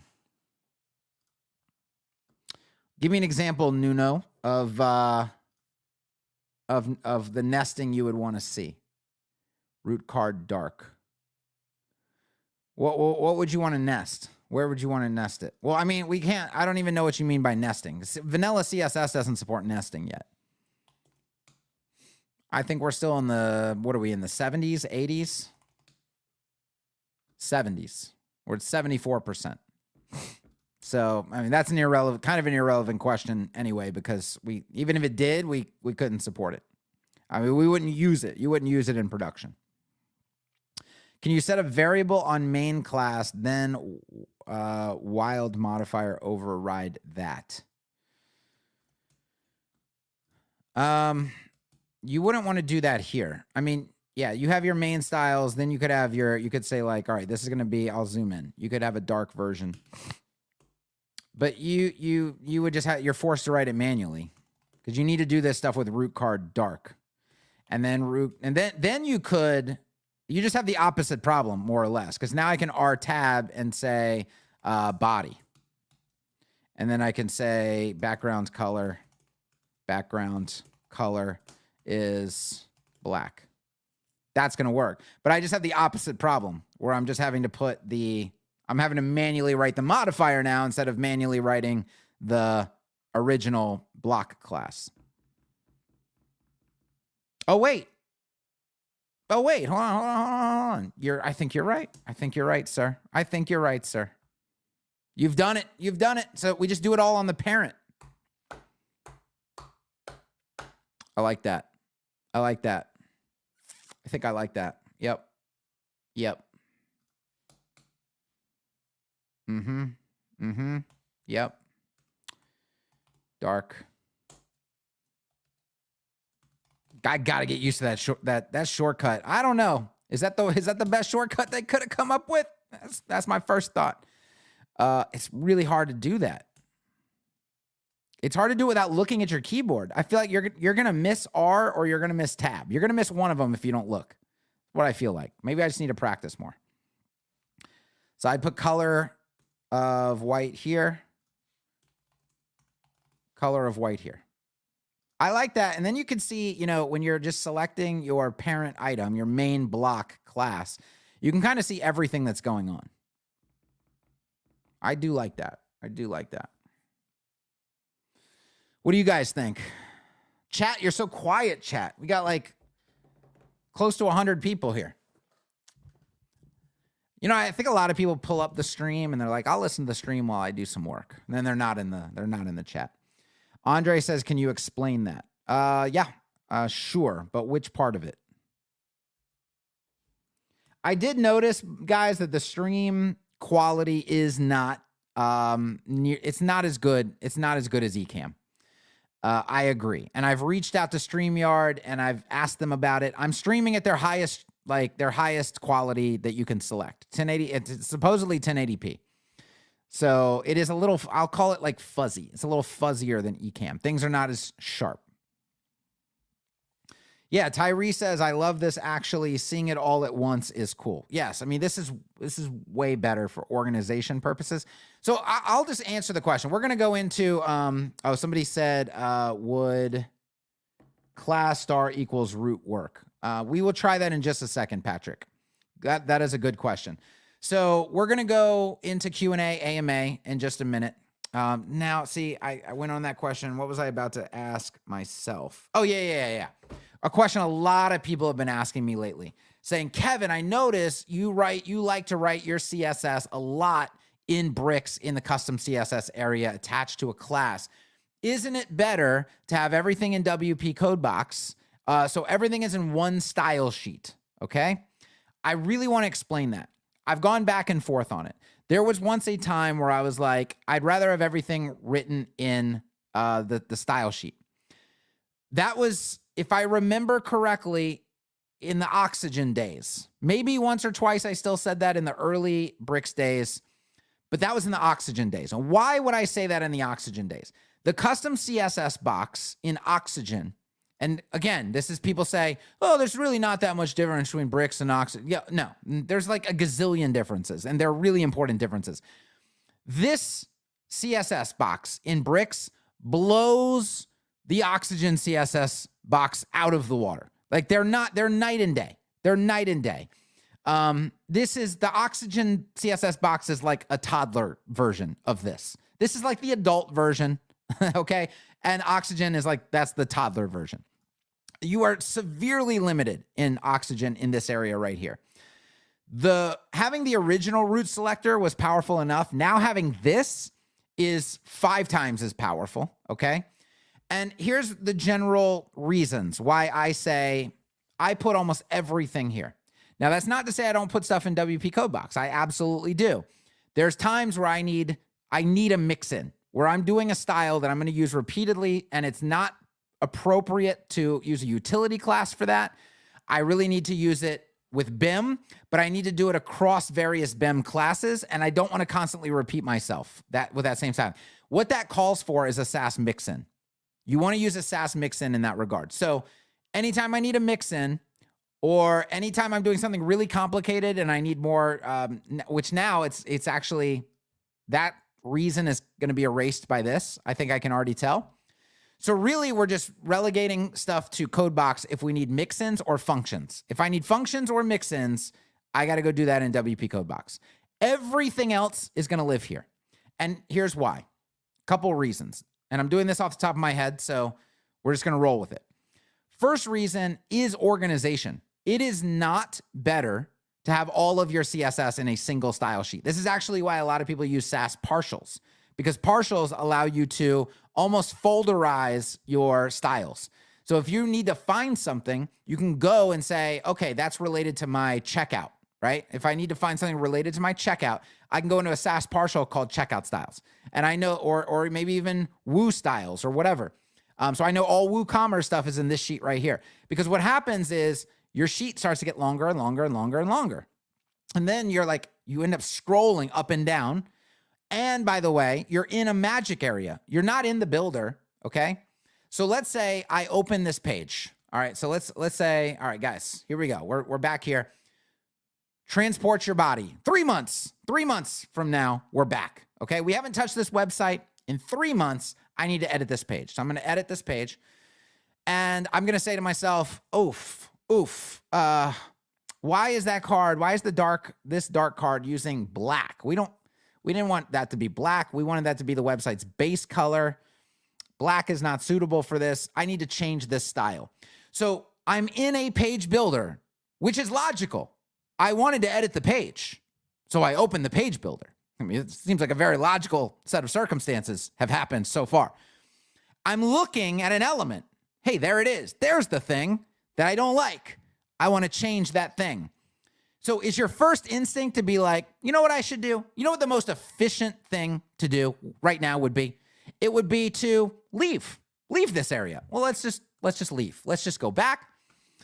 Oh, we're still not where we need to be. Okay, let me go back again. We're still not where we need to be. Okay, let me go in here. Okay, all right, I see some code. I'm still not where I need to be. Let me go here.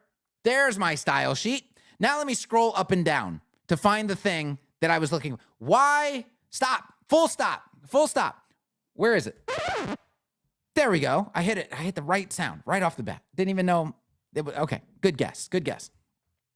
Why would I want to do all of that when I can just open the page builder, logical step, look at the thing, be like, ooh, I want to change that thing. Okay? Click on it. All right. There's my classes. Let's go down here.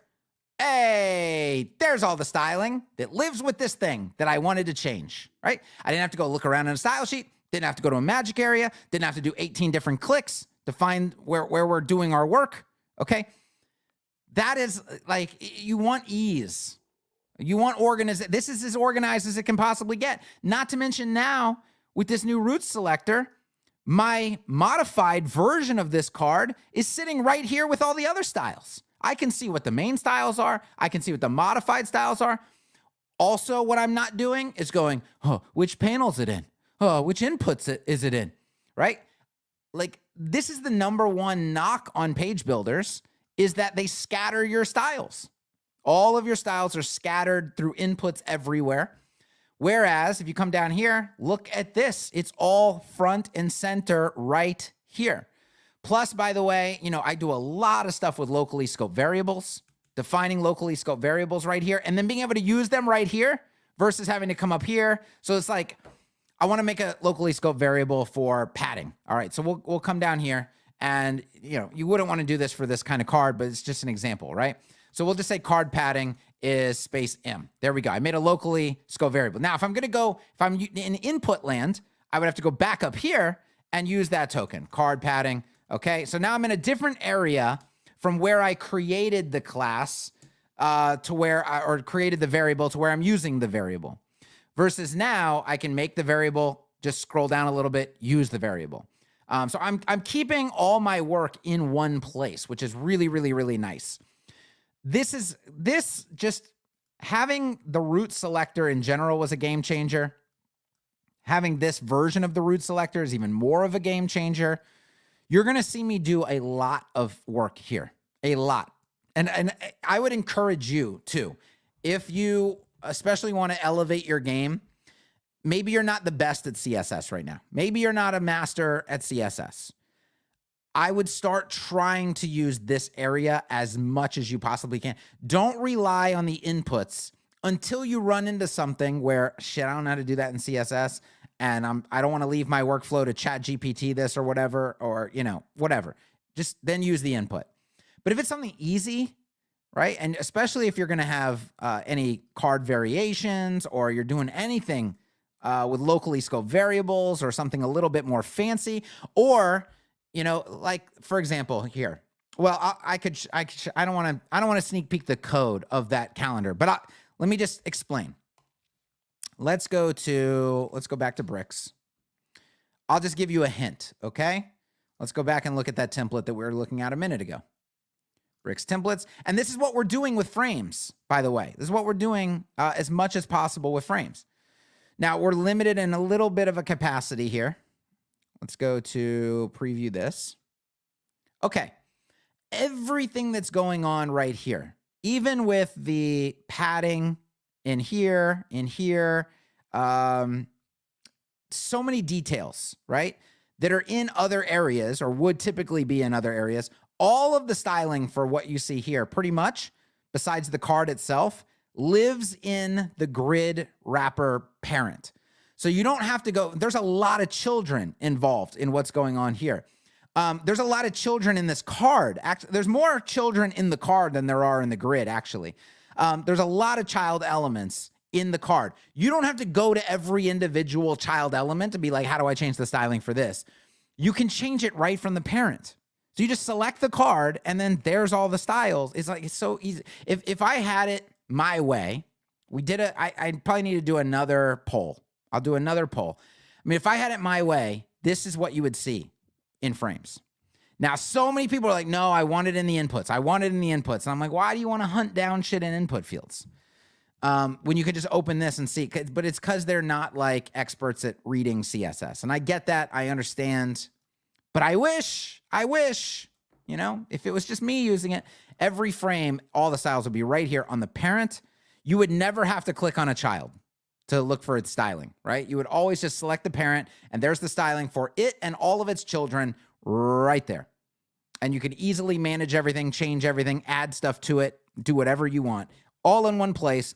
No hunting and pecking, no going anywhere else to any magic areas. It would be very, very nice, I think. Would that approach not expand your CSS in an unended way? I don't know what that word is. No. In fact, this should be more efficient because bricks, I believe, is scanning the page for classes used on the page and only loading the CSS that is attached to those classes. Whereas if you take all this and put it in WP Codebox, every element you style in WP Codebox, you're loading the styles on every single page. Whereas this, I believe, I have to double check it, but I believe that Bricks is only loading the styles for things that you used on the actual page. David says, I'm liking this approach, still a CSS newbie, but I like having everything in a single spot. Yeah, I mean, that's one of the most important things.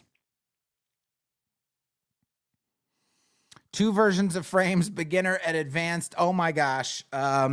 I just envisioned myself jumping off a bridge right then and there when he said that. I just face first, right off the bridge. No, there will never be one version of frames is quite enough, my friend. Quite enough. My blood pressure is high enough as it is. Having two versions of frames, that is a no. Yeah, and he even said, casual giant project suggestion. I often transferred frame CSS to input fields. I guess I was on the wrong road. Yes, my friend. Yes. Pump the brakes. U-turn that bitch. And yeah, go the opposite direction. You want it would be better if you were taking things out of here and putting them in the CSS box, actually. That would be the best improvement. But if the project uses a page builder, the first logical action that you're going to have is open the page in the page builder. That's what Kevin is saying. Yes, that's exactly what I'm saying. We're still waiting on an indicator for the CSS we write on a class level in the builder. It works on the ID level only right now. I know, and there's a bug report for that. And I have no idea why that's not been fixed yet. I feel like it's one of those things where they could fix it in like a jiffy, you know? Technical term would be a jiffy. It should be fixed. It should be fixed already. You are not in the builder when you want to change the card from black. You are at the front end, usually faster to go to. No, that's 100% wrong. The first thing that people do, first of all, the difference between being in the front end and the builder is this. That's the difference, okay? So there is no like you're on the front end. Now, yeah, if I could change styles from the front end, maybe I would. But I can't. But the natural transition is like, oh, there's the page I want to edit. There's a button that says edit. Then here we are. And now I click on the actual thing I want to edit and go down to CSS. Here we are. I don't have to go anywhere else. But even if I was on the front end and you're like, okay, now let's go back. Let's go back to the front end.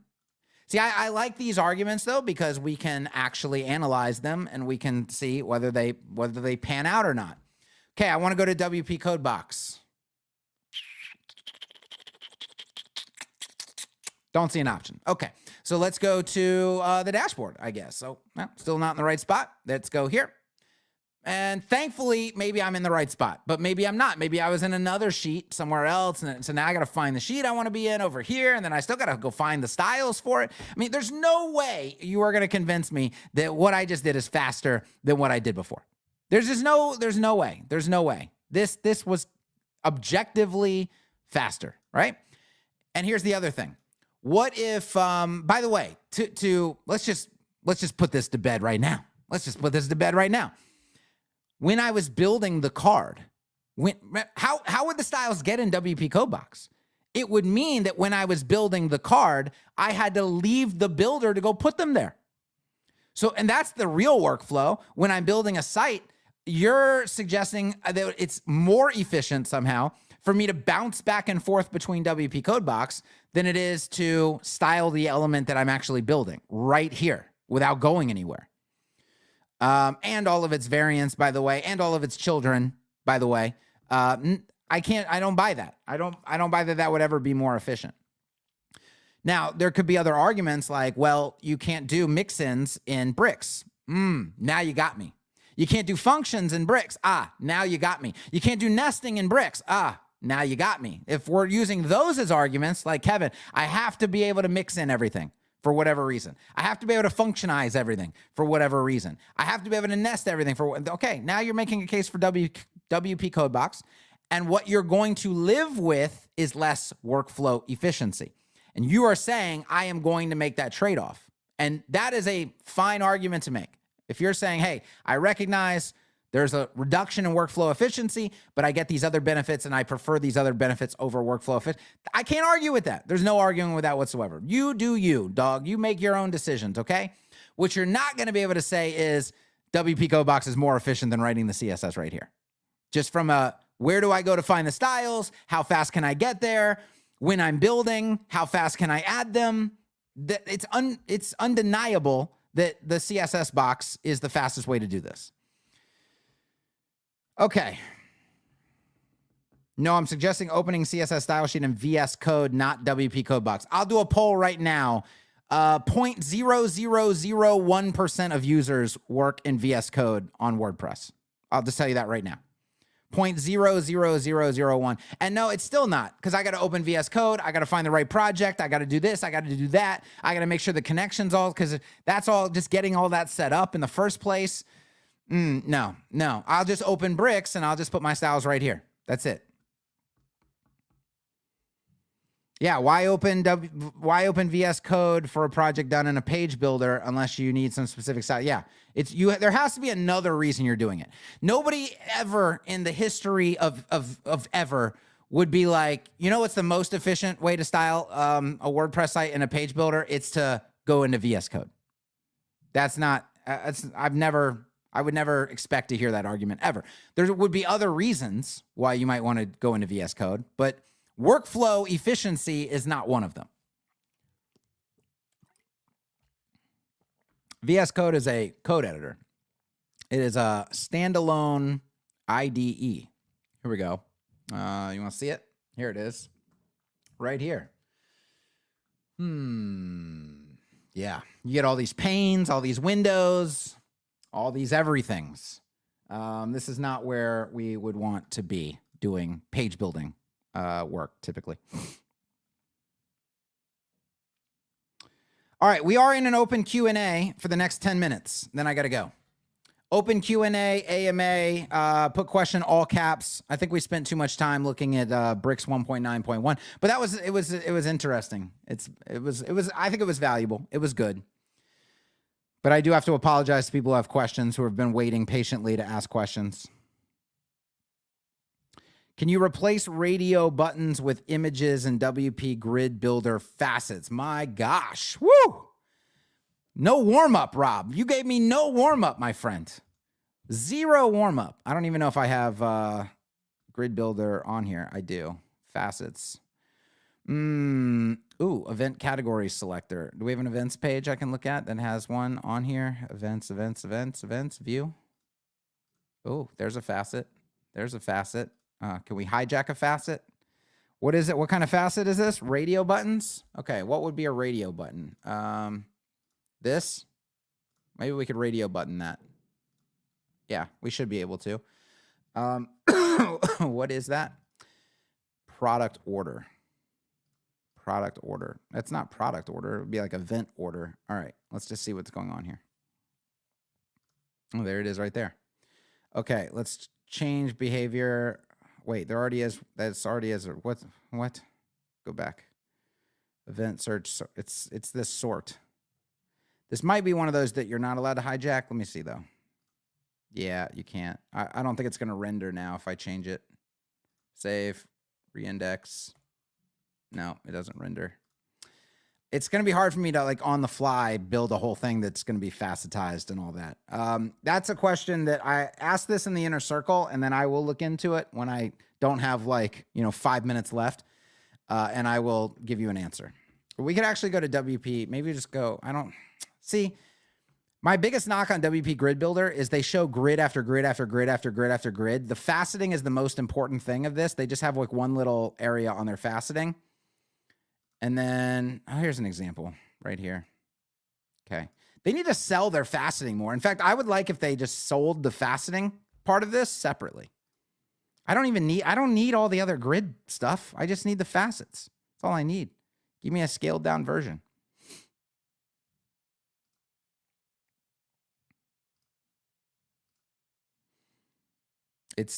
I believe it's this input right here. Radio control. It's an after element. The problem is you want to use, let me go back to the thing.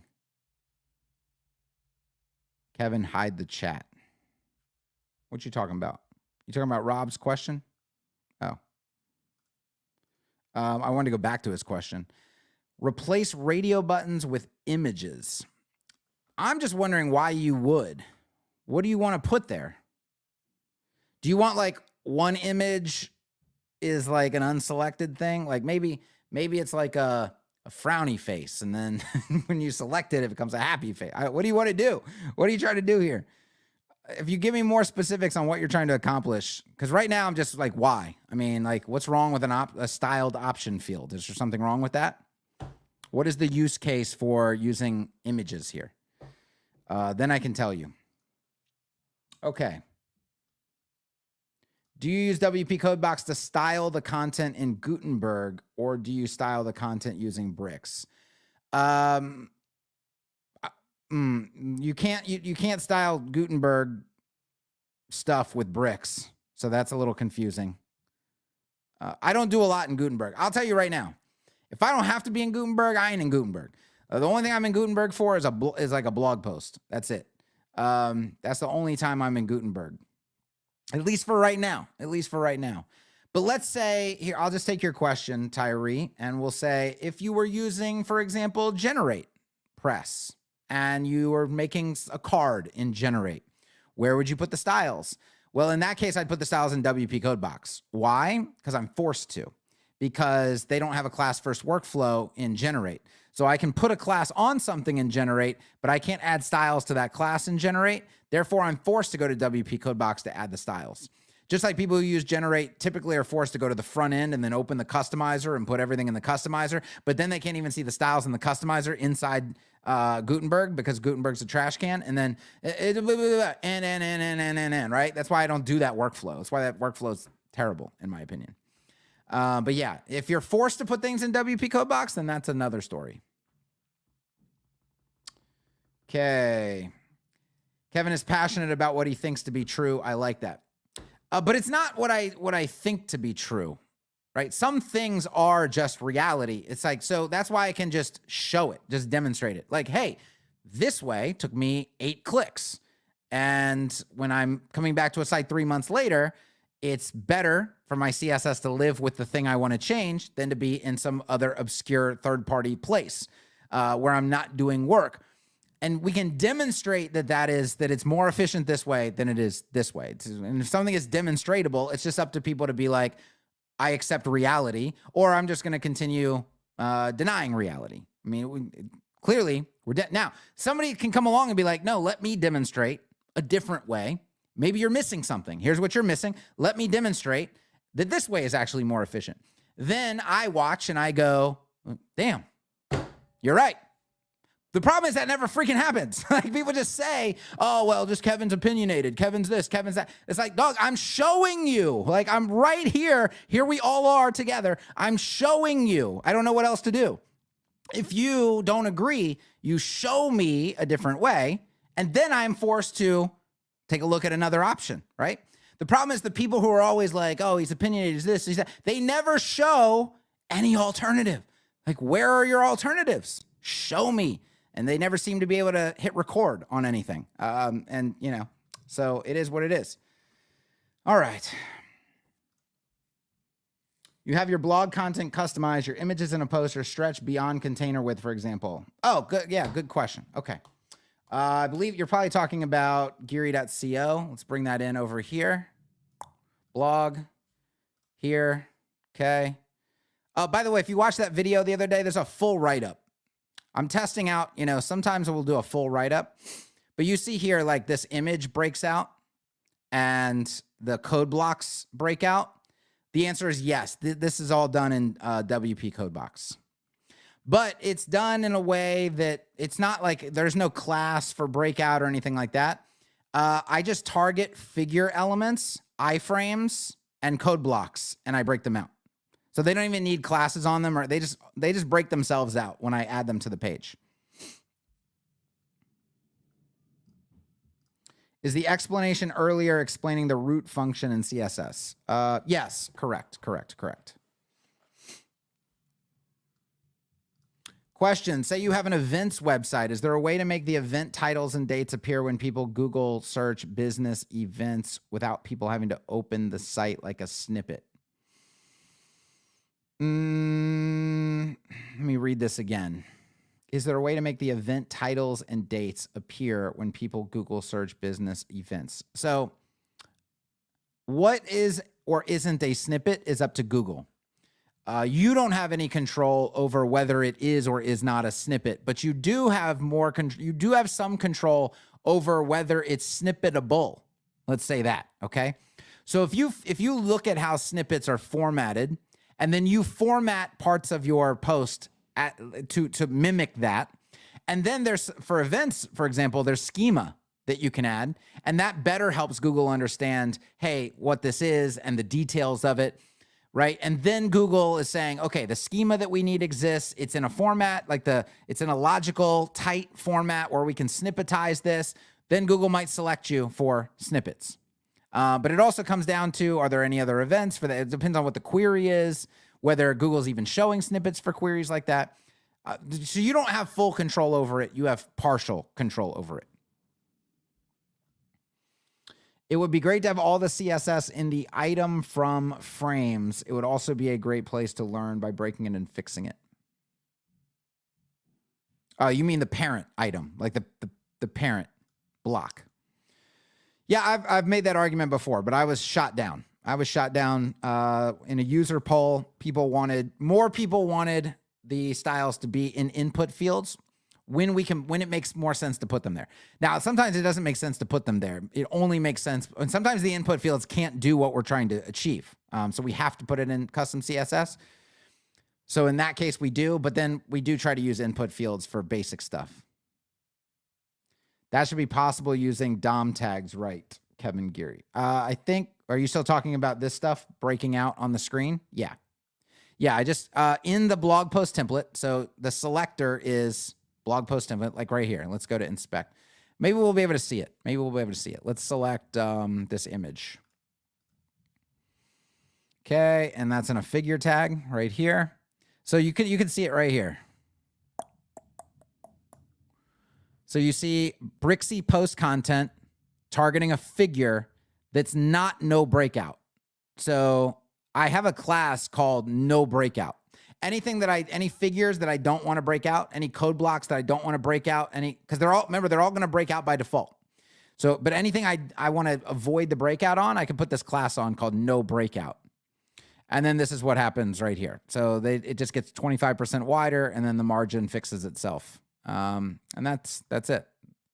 There right there is and there's actually a variable called element margin that I can control as well. But yes, you're more or less just targeting DOM elements, like the actual HTML selector. Okay, let's hide that comment. 5 minutes. Do you think native facets from Bricks roadmap will make WP Grid Builder redundant? I hope so. I mean, like I said, there's no other reason other than facets to have WP Grid Builder. So if Bricks is able to, the problem is, and I talked about this, the problem with page builders, I talked about this last week with regard to the Bricks form element. Forms are quite complicated. Facets are quite complicated. I mean, let's take a look at this. I mean, look at the ability that I have when I'm creating let's go to create facet. All facets, create a facet. So I can give it a name. This is easy. I can give it a slug. I can give it a facet title, whatever. This page, whatever. But now we get to this tab. Now this is starting to look a little complicated. I mean, look at all the conditional logic that's going on here. So when it's a load facet, it can have these options. When it's a filter facet, it can have all of these options. There's map facets. If I'm sorting, look what has to happen here. If I'm applying data, if I'm resetting, okay? Like there's a lot. And then every one of these options, look at what's happening down here with things that you can do or not do.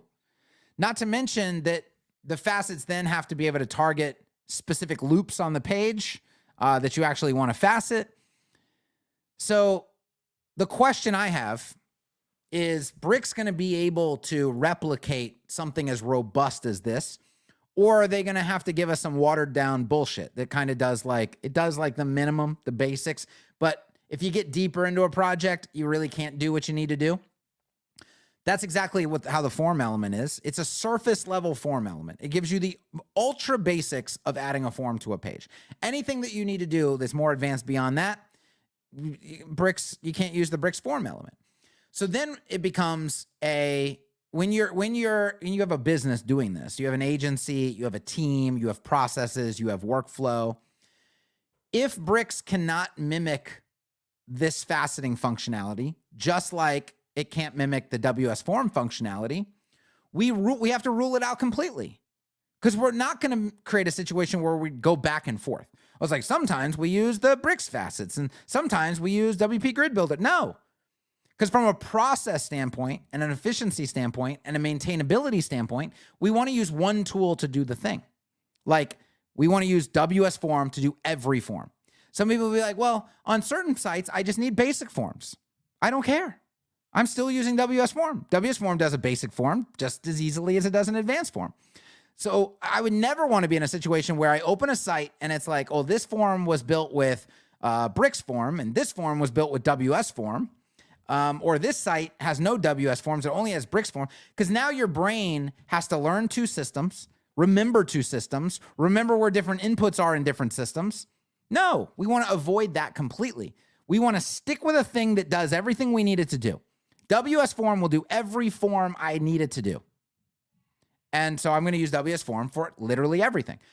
Facets. Grid Builder does everything I needed to do for facets. Thus, I'm going to stick with Grid Builder. The only way I would switch is if Bricks gives us a solution that is as robust, right? It can't have any shortcomings. If it has shortcomings, I'll stick with WP Grid Builder, because I don't want to implement a brand new thing on some sites and not others. And now we're stuck managing two different processes and workflows. That is not efficiency. So hopefully that answers that question. Tyree, I'm glad you like it. Glad you like it. He says this is one of the best WDDs so far. What advice do you have for getting clients in your local area who have poor websites? Don't get clients in your local. I'll just give you, I'm not going to tell you what to do to go get clients. I've already done plenty of that. Watch other WDD lives, watch my inner circle trainings on getting clients, but I will answer your question with something that will help you tremendously. Is everybody listening? Guys, come in. Lean in. Here we go. I'm going to give you something. This is going to avoid you wasting so much time. Okay. I'm about to, every dollar that you paid for this stream right here, you're about to get your money's worth. All right. You do not contact people who have poor websites. I'll just tell you that right now. Do not contact people who have poor websites. Why? Because they don't give a fuck about their website. That's why they have poor websites. Okay. Contact people who have decent websites who you think are not getting good results from their website. That's who you contact people who have obviously put money into their website. They have invested heavily in their website and you think they're not getting results for whatever reason. Okay. Why? Because those are people who are actively investing in their website. Do not find the guy, right? Imagine the plumber that his website is obviously from 1999. Okay. And you're going to call him up like, hey dog, did you know your website is just absolute trash? Like it's from 1999. It's probably, and you know what he's going to tell you? I don't give a fuck about my website. I have so many clients right now. I don't know what to do with them, right? My Google My Business is rocking off the charts. I got Yellow Pages ads. I got trucks, whatever he's doing. He doesn't care about his website. So you're not going to be able to sell him a new website. He hasn't put money into it since 1999. And he just doesn't care. He's good with what's there. And what you're going to find is the psychology of people with the shittiest websites. They just don't care. They don't want to invest in a new website. You need to find people who are already clearly investing in their website and start conversations with them, because they obviously care about it and they're already putting money into it. All right. So hopefully that helps save you a tremendous amount of prospecting time and energy. Okay, let's go with hide current comment. Good. Okay, leaning in doesn't help. Can't see your face. I'm just telling you guys, all right, that piece of advice right there will save you days, weeks of wasted prospecting time. Okay, I got one more question, then I'm dipping out. Let me find a good one. I'll find a real good one. Let's see. Cookie consent plugin. No, I don't care about cookie consent. I don't care about GDPR. It's America. Okay. We don't do GDPR here. which by the way has ruined the fucking internet. Every website I go to, I've got to close 17 pop-ups and consent notices before I can actually use the website. My gosh, kill me. All right, let's see. Bricks editor is wondering, okay, when would someone use the CSS classes under the code box in Bricks editor? CSS classes under the code box in Bricks editor. Oh, I think I know what you're talking about. Okay. Here is the question. When would, this will be the last question, then I gotta dip. This is a good question. It's never been asked before on a WDD live, so I will choose it and we will go over it. When would someone use the CSS classes box under the code box in Brick CSS editor? Just wondering because I've never used it. So I will remember to hide the comment. We'll hide the comment, okay? We'll go into any one of these pages. We'll get the job done. And here is I guess this is the page. Was this the page where? No, this is just a different page with a very, very similar card. Hey, there's the little toggle button that we made. Okay, sorry, ADD. All right, let's go down here. And let me choose the actual card, concert card right here. Okay, open this class right here, CSS box. You're talking about these boxes right here.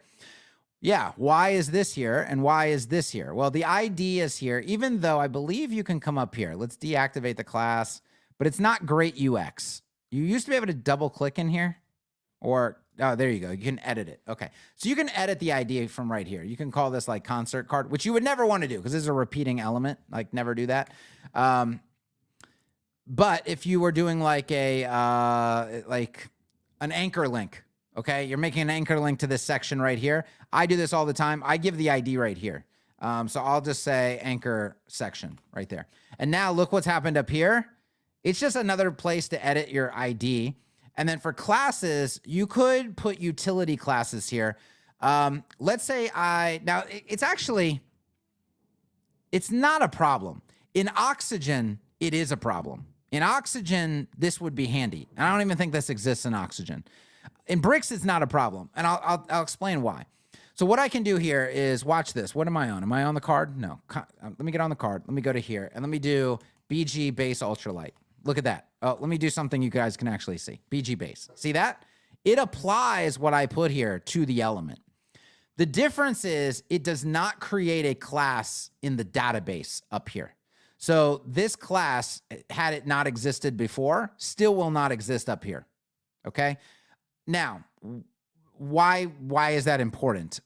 It's really not, because when you add a BG base up here in the database, it's not loading any selector in the Brick style sheet unless I assign classes to it. If I assign styles. So if I unlock this class and I come down here and start doing things to this class, now it's going to add this to Brick's style sheet. Okay? If this is a locked class and this style is actually coming from an external style sheet, which is what's happening with automatic CSS, Bricks is not adding this class to its style sheet as well. Oxygen, however, is not so bright. Oxygen, if you notice, if you inspect an Oxygen site, every automatic CSS class in Oxygen is, again, repeated in the Oxygen style sheet, and every selector is blank. Like, what? Like, that's, quit doing that. I don't know why it does that. It's not intelligent. Not to say that the developers aren't intelligent. It's just like an oversight or something. One of those things that should have been fixed like 2 years ago in Oxygen that's still not fixed. Oxygen adds blank selectors. So it would be a good idea to come in here in Oxygen if this existed and add your utility classes down here. But then the problem with this box is that you don't get any autofill or guessing or anything like that. Autocomplete. You don't get anything. You don't get anything down here. It's just a raw box that adds classes to this thing right here. So I don't know why this exists. There's no reason. Somebody could be like, well, I want to write my style in WP code box. I don't want to put extra, but Bricks is not going to put extra styles in its style sheet unless you add additional styles here. So it's not a problem. If you wanted to create, I don't even know. I'm racking my brain right now for scenarios where this would be super handy, and I just can't think of one. So if anybody else can think of one, I mean, tell me what I'm missing. Tell me what I'm missing, because I don't know what the benefit of this box is for versus just doing it up here. And that's going to be it for today, guys. That's it. full screen that much. Well, I'm showing something. No, I can't full screen my face because if I do this, then I'll start screen sharing shit and forget that you're staring at my face. So it's much safer for us to be here. All right, guys, hit the like button. I'll be back next week to do another WDD live. I got to get out of here. I'm going to get some lunch and I'm going to go start recording the advanced training for that nice little schedule that I showed you guys earlier. So Inner Circle peeps, that is on the way. Love you guys. Thanks for being here. And I'll be back very, very, very soon. Cheers.